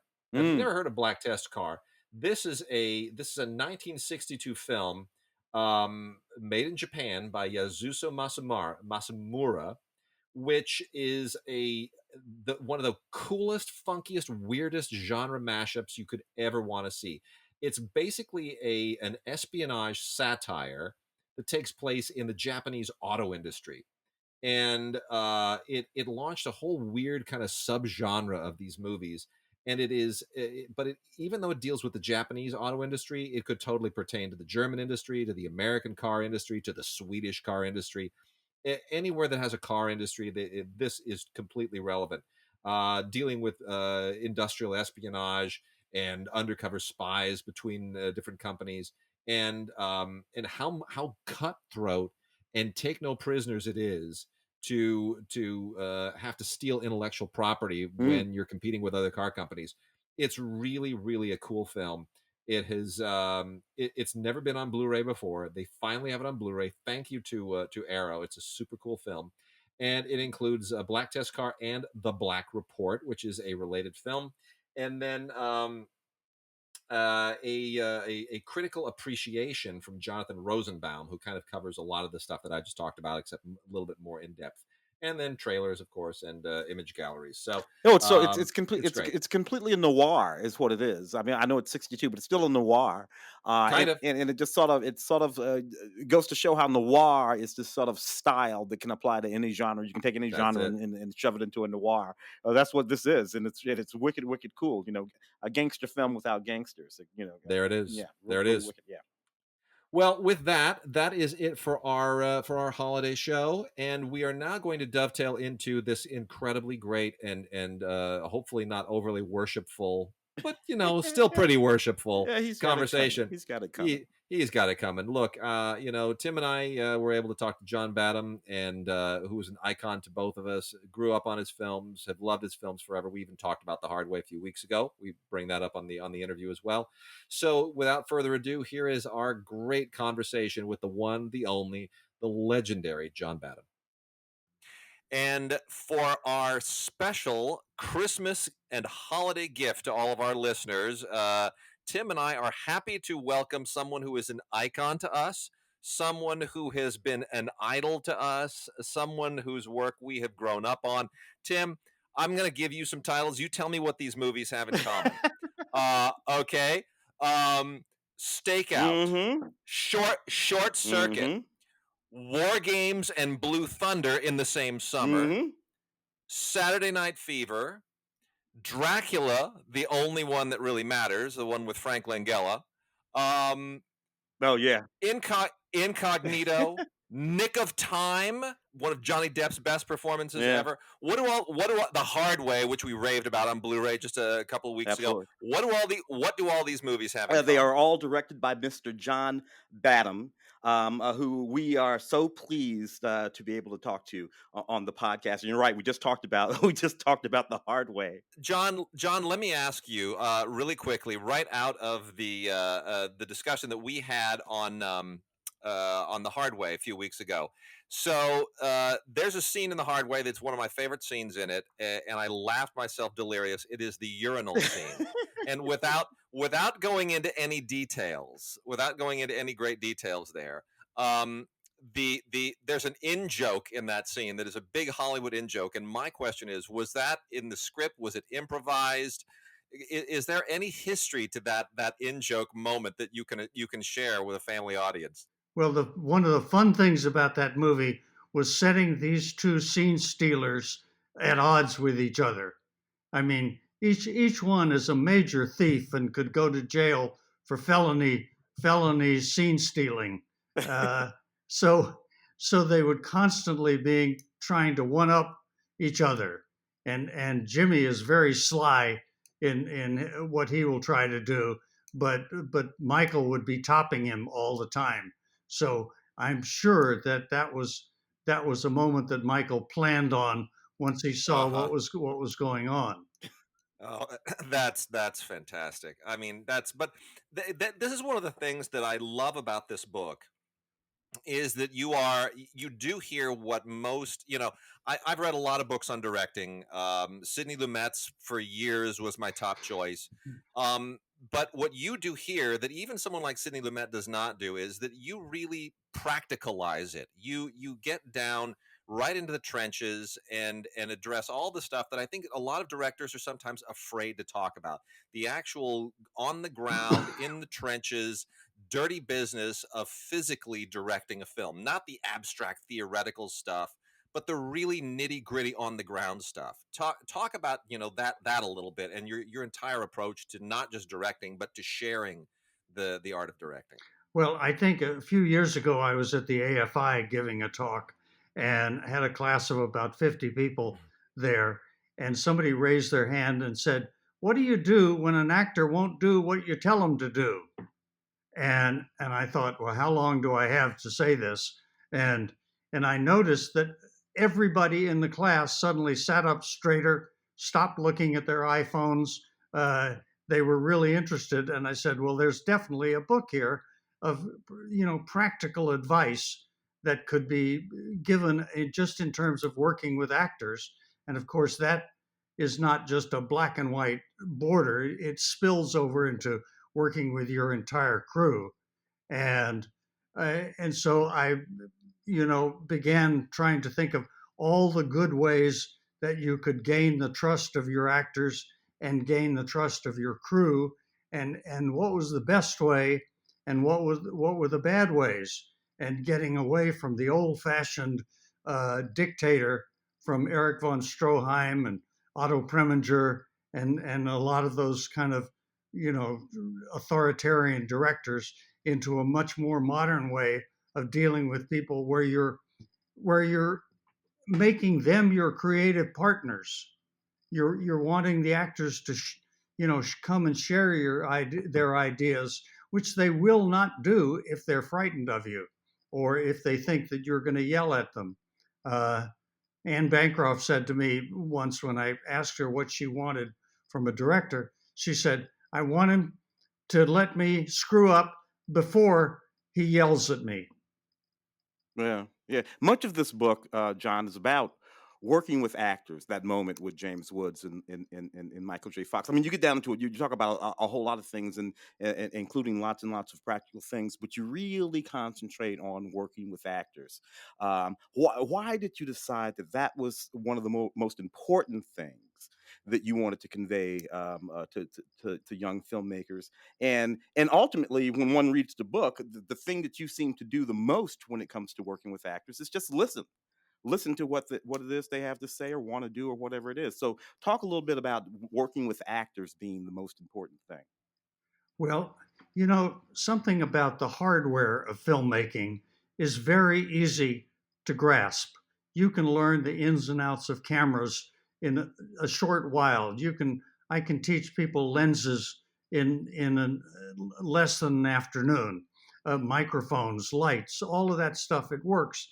But when it comes down to actors, it's a kind of a terrifying prospect because you're dealing with human beings who have these annoying opinions, and they have ways that they'd like to do things, and you'd be a fool not to listen and bring them into the conversation so that you're sharing ideas. Well, my undergraduate, my graduate directing students, and a lot of grown directors, professional directors, are frightened of actors. They're frightened because they don't always do what you tell them to do. You can't set a 16 f-stop on an actor and know that it will hold. You're going to get pushback, and you want that person to be, as I say, your creative partner, and that's what my film students need to learn how. And I keep telling them it's a lifetime process. One of the things that makes directing fascinating for me after 50 years of doing it is constantly, being challenged by different actors, different personalities. The cameras, whether they're digital or analog, don't make a bloody bit of difference to me. But the actors have to be dealt with respect and sharing. And this is one of the things that I that I particularly love about the book is that it's not just you. You have all these collaborators and other directors that you've roped in for their opinions as well. That you've made it almost a communal effort here. I mean, the chapter 6 is dovetailing right with everything you're saying, working with actors, where you've got Taylor Hackford and Patty Jenkins and Alan Arkish and some Gil Cates, and they're all kind of weighing in with their thoughts on it. This is a really, really interesting approach that you took to bring your colleagues into the conversation. It's a very non-Hollywood, non-egocentric way of writing a book. Could you talk about why you went that way and how you kind of decided to go that way? Well, I started by thinking, first of all, I feel like I have barely a rough grasp on how to do this thing. And I'd love to get input from Steven Soderbergh, from Alan Arkish, from Patty Jenkins, so many directors that I admire, and see what they think about it. And it's just so wonderful to be talking to Steven Soderbergh and get to hear his thoughts about rehearsal, and then talk to Sidney Pollack, bless his heart. One of the last interviews Sidney gave was his feelings about rehearsal are totally different. And Francis Ford Coppola is totally different from those guys. And you can't say that one is right and one is wrong, because they each have their good points. And why not look at the process of rehearsal from several different angles, rather than some dogmatic, it has to be this way. But you do still communicate your point of view, across the arc of the book, which I love too. For instance, regarding rehearsals, one of the things that you like to use is a pre-rehearsal checklist. which I think is really, really interesting. That you actually sit down and go through the things that are going on, I guess, in the scene. That you guys are going to be working on, and what the characters are doing. It's just this long sort of like list of things that a director can be thinking about and questions that the director can be asking that might be useful in that. So talk a little bit, if you would, about your rehearsal process and pre-rehearsal process. Well, taking a page from one of my heroes, Elia Kazan, his work before rehearsal is extensive into the characters and the scenes and the goals and how to help his actors get there. Um, because going into rehearsal without having done a lot of preparation for it, you're just kind of at sea. You're sort of accepting anything. But if you have gone and analyzed the different scenes, what are the goals of the actors? What's at stake for this particular character in this scene? What'll they lose if they don't get what they want?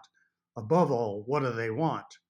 Um, and these kind of things, it's just good homework, because many times, too many of us directors tend to wing it, and we kind of get familiar with the scene, and then we kind of just show up on the set and start blocking, and it sort of happens, and there you are. But we really haven't dug into it deeply, which means that we're probably missing a lot of the subtleties, and we're hoping that our actors come in having thought about this, in much more detail, so that they're covering our gluteus maximi. Mm.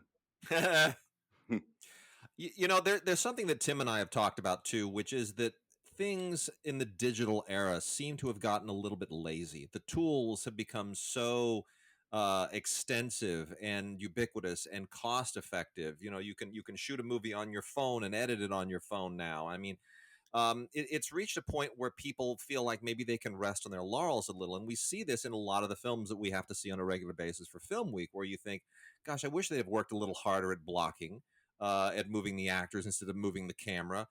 Things where it just feels like there's a little bit of laziness creeping into the process. Do you have the same sense? Because when you look at your films, especially when we go back to the pre-digital era, I mean, Saturday Night Fever, every shot, every camera movement, every dolly, every composition is just so meticulous, looks like there's so much work that went into making it right, making the actors move the right way. And I feel like we've lost that a little bit. Do you feel the same way?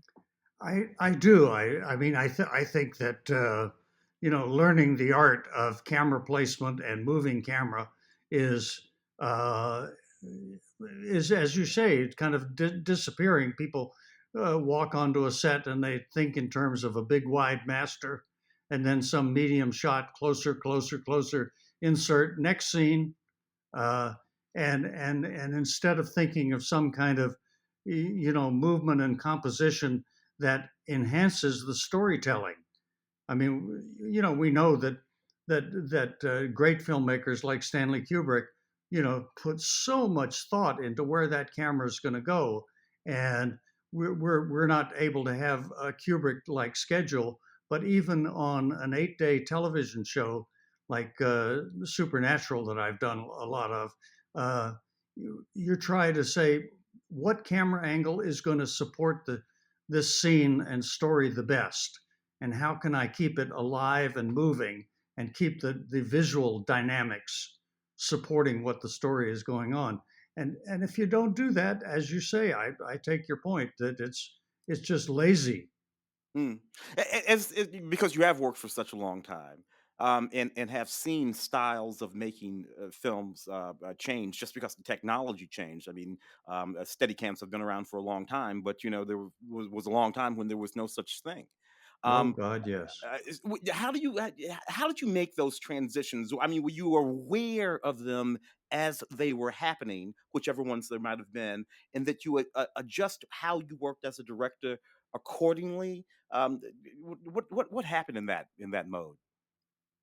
Well, it's just been very exciting. I was in the room with with a lot of wonderful directors like Joe Sargent and Lamont Johnson and Michael Ritchie, when we got the first demonstration of the Steadicam in about 1974. And it was so exciting to see. And everybody, at that point, you couldn't record dialogue with a Steadicam because they had no way of shutting the noise down, of blimping it. And we're going, this is so great. If somebody would just figure out how to make that thing be quiet. You know, we have freed ourselves up from the dollies and from the sticks. You know, we've opened up the fluidity of it.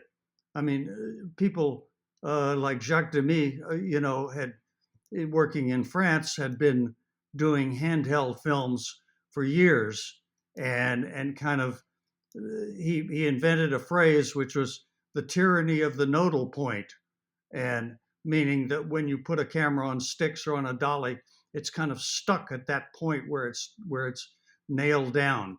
But with his handheld cameras, so all of those directors that I named, you know, we're all celebrating what we can do with that. My God, you know, nowadays we go to drones. I mean, drones are just great. You know, we can't afford helicopters, but we can afford a drone. And now we're doing shots that I see on TV all the time that are wonderful points of view of a situation that was not achievable before. So I guess the answer is you have to pay attention. New things are always coming along, and you can't just stick with the same old tools that you've been using. Always looking out for new ways to tell the story better. You know, I think something else that Tim will agree with me on too is that this is not just a book that's important for directors or for aspiring directors, but for writers as well. And as a couple of film school grads who have some experience with writing, there are numerous places in here where I thought, boy, I wish I'd have been taught that in my screenwriting classes. I wish I'd have been given that perspective of looking at a scene from that point of view, because the way that writing is taught and the way that directing is taught sometimes tend to be at odds. Could you talk just for a second a little bit about working with writers and what your experience is about with respect to the director and the writer relationship, and as far as getting the story right? Well, I can't speak for other directors, but I can say that, you know, writing is where it starts. Those guys are my heroes. Those guys that sat down with the blank page and gave me something to work with, and I have great respect for them, and trying to the one of the first people I want to please is the writer, and I'd like him to look at it and say, yeah, that's what I had in mind, or even hopefully that's better than what I had in mind. So that's the approach that I'm taking, which is one reason that I talk about analyzing scenes, you know, getting down into a granular level.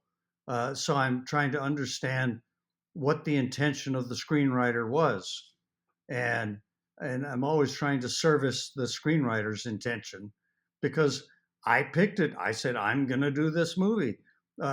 I didn't pick it because I hate it. I picked it because I thought I could do something, you know, with it and have fun telling the story. And I think some of my best films were ones when I read the script, like Saturday Night Fever, and I just came out of my chair and ran around the house going, "This is a great movie." Or Short Circuit, you know, for example, or even Nick of Time, you know. Yeah. You know, I just go, this is so interesting what this character is going through. He's not some superhero. He's just some poor little accountant from Lompoc, and what the hell is he going to do about this? Yeah. In chapter 13, Signposts, you talk about looking for the beats of a scene, or the tipping Mm-hmm. point, Mm-hmm. how the characters perceive each other. Because you sit down, and you read a script, and if somebody wrote a script, the leads and the other actors are going to read the script. All of these folks are going to have sort of like different perspectives and points of view about what the hell is going on in the movie, in that scene, and all of that. So as the director, you have to do this. How do you make sure that your understanding of what's going on is the thing that gets captured when it comes time to actually to be on the day, as they say? Well, first of all, if I've done my homework properly, I go in. The next thing I do is say to myself, I can throw all of this away. I can completely forget everything I've prepared about this scene if somebody has a better idea. And I got to work with Don Johnson on a short-lived series called Almost Legal a few years ago, and Don is a great contributor to working with. I go in and say, "Boy, I wonder what Don's going to say about this scene today," and we would share ideas. I mean, if somebody comes up to me with an idea that I don't understand or I think may be crappy, I've learned, I think Alan Arkush taught me this, to say, "Wow, that's really interesting. I never, I never thought of it that way. Tell me more." And letting the person have a chance to explain their ideas, and suddenly, often the light goes on. I go, "Oh, I get it." Or just the fact of letting them explain their ideas is really all they want. They just want to be able to express the idea and then kind of leave it up to you, the director.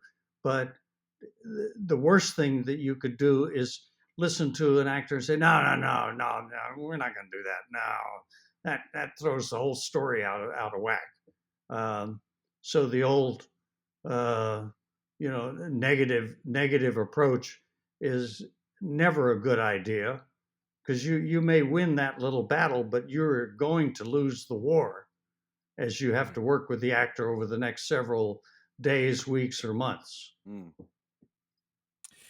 I want to get a little bit into some specifics with respect to your career, and there is one very, very distinguished moment, and I remember it well because it was a seminal point for me as a film goer, and I think you still hold the distinction of being the only person who's ever directed two tentpole summer movies in the same summer, and that was War Games and Blue Thunder. And I remember it was a thing that summer, and Blue Thunder came out first, and I saw that at the Avco in Westwood and was just blown away. I thought it had the most amazing audio mix. And then War Games came out maybe I think a month later, and we were just all thinking, this guy's a machine. How this is incredible. Like, these are two really big movies. It's not like he did, it's not like when Peter Yates did Krull and then The Dresser in the same year, and The Dresser is basically two guys. I mean, these are two big movies. Summer of '83. I mean, a hell of a summer there. Yeah. What talk a little bit about that amazing moment in your career. You're still the only person who's directed two summer tentpoles in a single summer. Here we are, 30 some odd years later, or nearly 30 years later, or 40 years later, but no one's done that, because that's a real feat. How did you pull that off?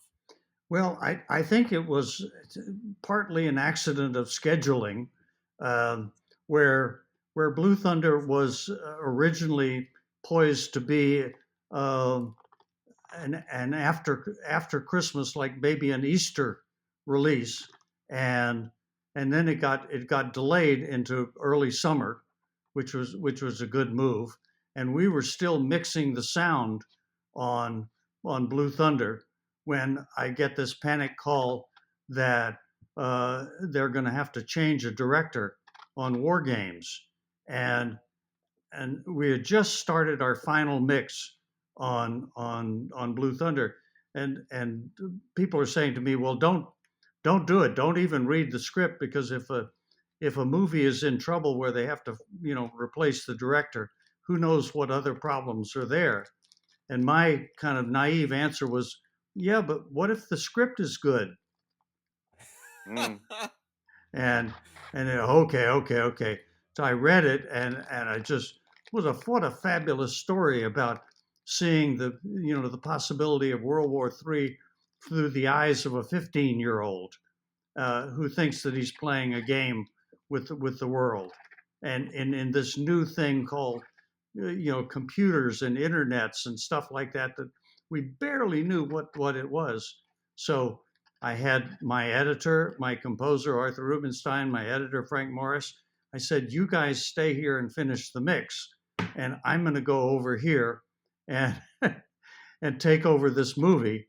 Where I had about 2 weeks to kind of work a little on the script, and then walk in on a Monday and start shooting on a Thursday. So wow. And then at night, when I would be going home, I'd have to drop by the Tadeo Sound Studios and see what they had mixed in Blue Thunder that day. So you can only do this, at a certain age.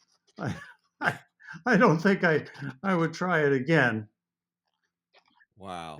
I mean, but again, that speaks to being prepared and having a process and all the things that are in this book that, you have to, really have your head wrapped around a very, very organized way of working. Well, there's an interesting thing that I just came to mind, which is when I went in to talk to the United Artists president, Paula Weinstein, about this film, and I told her how much I loved the script and how exciting it was, and she, once she had decided that maybe I was going to be okay for it, she said, "Well, when can you take over?" And I said to her, "I can go down there right now and start shooting if you like." And she's kind of, her eyes bugged out. I said, "The trouble is it'll be crappy." Mm. And I said, "Why is that?" I said, "Because I have not had enough time to absorb and get a point of view on it. I'll shoot coverage and I'll get something that'll cut together, but it won't have any point of view to it. It'll be kind of generic until I catch up. Give me a week, and I'll be a lot better off." Here's a big sort of hitty sort of film school geek question for you, because you talk a lot about collaboration and all that kind of stuff.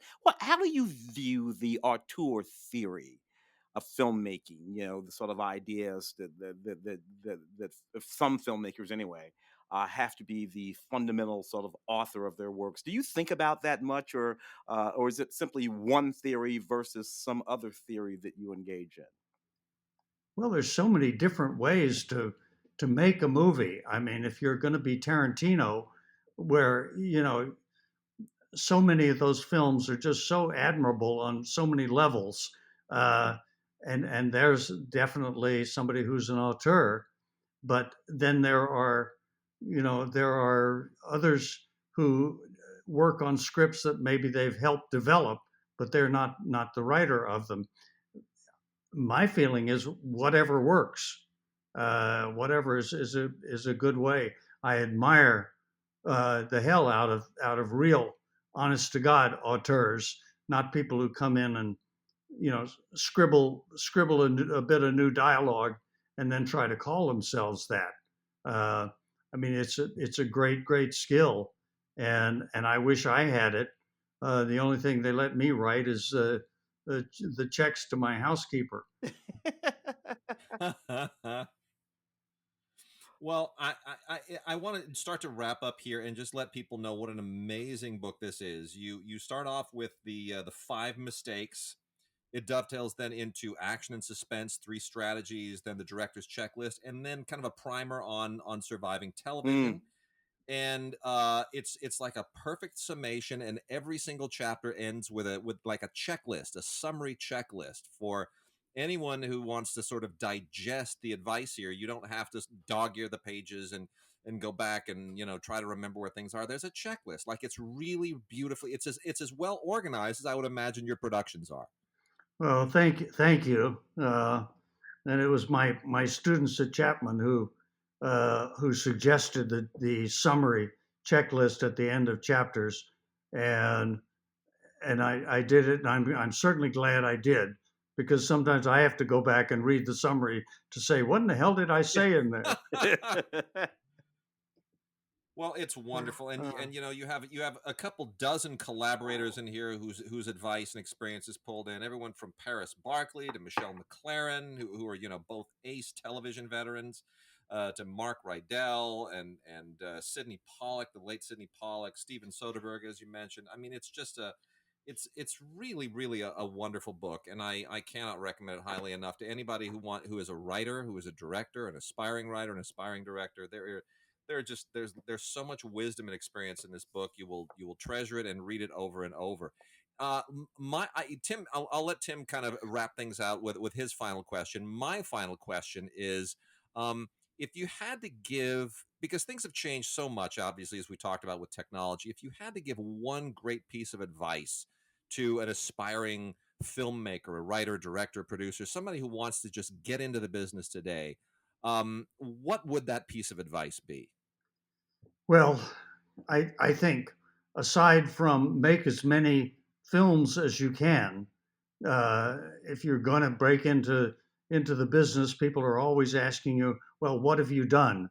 You need a calling card. And nowadays, filming has become so democratized and so easy to do that there's no excuse for not having, you know, a film. And great point. You know, I was present on the day that we ran Steven Spielberg's first film, Amblin, at Universal, and with a crowd of us who were all young aspiring directors and producers gathered into a little screening room, and in comes Steven with this amazing, wonderful film called Amblin, and as it started to unspool, guys are going, I hate this guy. I already hate him. He's too good. Oh my God. You know, but he had the ultimate calling card. You know, it just turned around. My friend Jerry Friedman, who had arranged this, turned it around and showed it to Sid Sheinberg, who was then the president of Universal. Sid Sheinberg, who was one of the smartest people you'd ever meet, just grabbed hold of Spielberg and would not let him go. You know, stuck him in an office at 20 years of age with a secretary and said, here, make some movies. Wow. That's what, and he delivered. He continues to deliver. He never stopped delivering. But, you know, one of the things that he'll talk about from knowing him for so long is how carefully he listens to people, how he doesn't lord over him this amazing, unbelievable track record that I don't know if any other directors can, you know, come close to that kind of track record. You know, but he's not arrogant about it at all. You know, Marty Sheen was talking to me and saying that Spielberg was one of the kindest, most personally involved directors that he had ever worked with, and Marty's worked with everybody. Fantastic. Oh, wait! I don't think I'm gonna add to that close. That was Okay. fantastic. That's a beautiful way to go out. The book is On Directing by John Badham. It's now in its second edition, and from Michael Weasey Productions. It is an absolutely superb book. You can't miss it. It's got a beautiful bright red cover, and I recommend anybody with any kind of love and affection for the movies, or a desire to make them professionally or even amateurishly or non-professionally, just run to Amazon and buy yourself a copy. You will not regret it. Mr. Badham, we thank you so much for taking the time to talk with us. Have a wonderful, wonderful holiday season. Well, thank you. Let me throw in one last thing, which is there's also an audio edition of this book, which I had the fun chore of reading. I thought this will be great. I didn't realize it was 3 hours, 3 days of nonstop reading, and it would go on forever. I said, oh my God, I got myself into this. But at least there is an audio version. Something to listen to on your way to the set. That's right. Fantastic. That's right. Yeah, I love it. Well, have a wonderful holiday season, and Tim and I will be back for in another week or two. Thank you so much for talking with me, and I look forward to hearing you on Film Week. Thank you, John. Okay, Thank you, John. Thank you. We're happy tonight. We're walking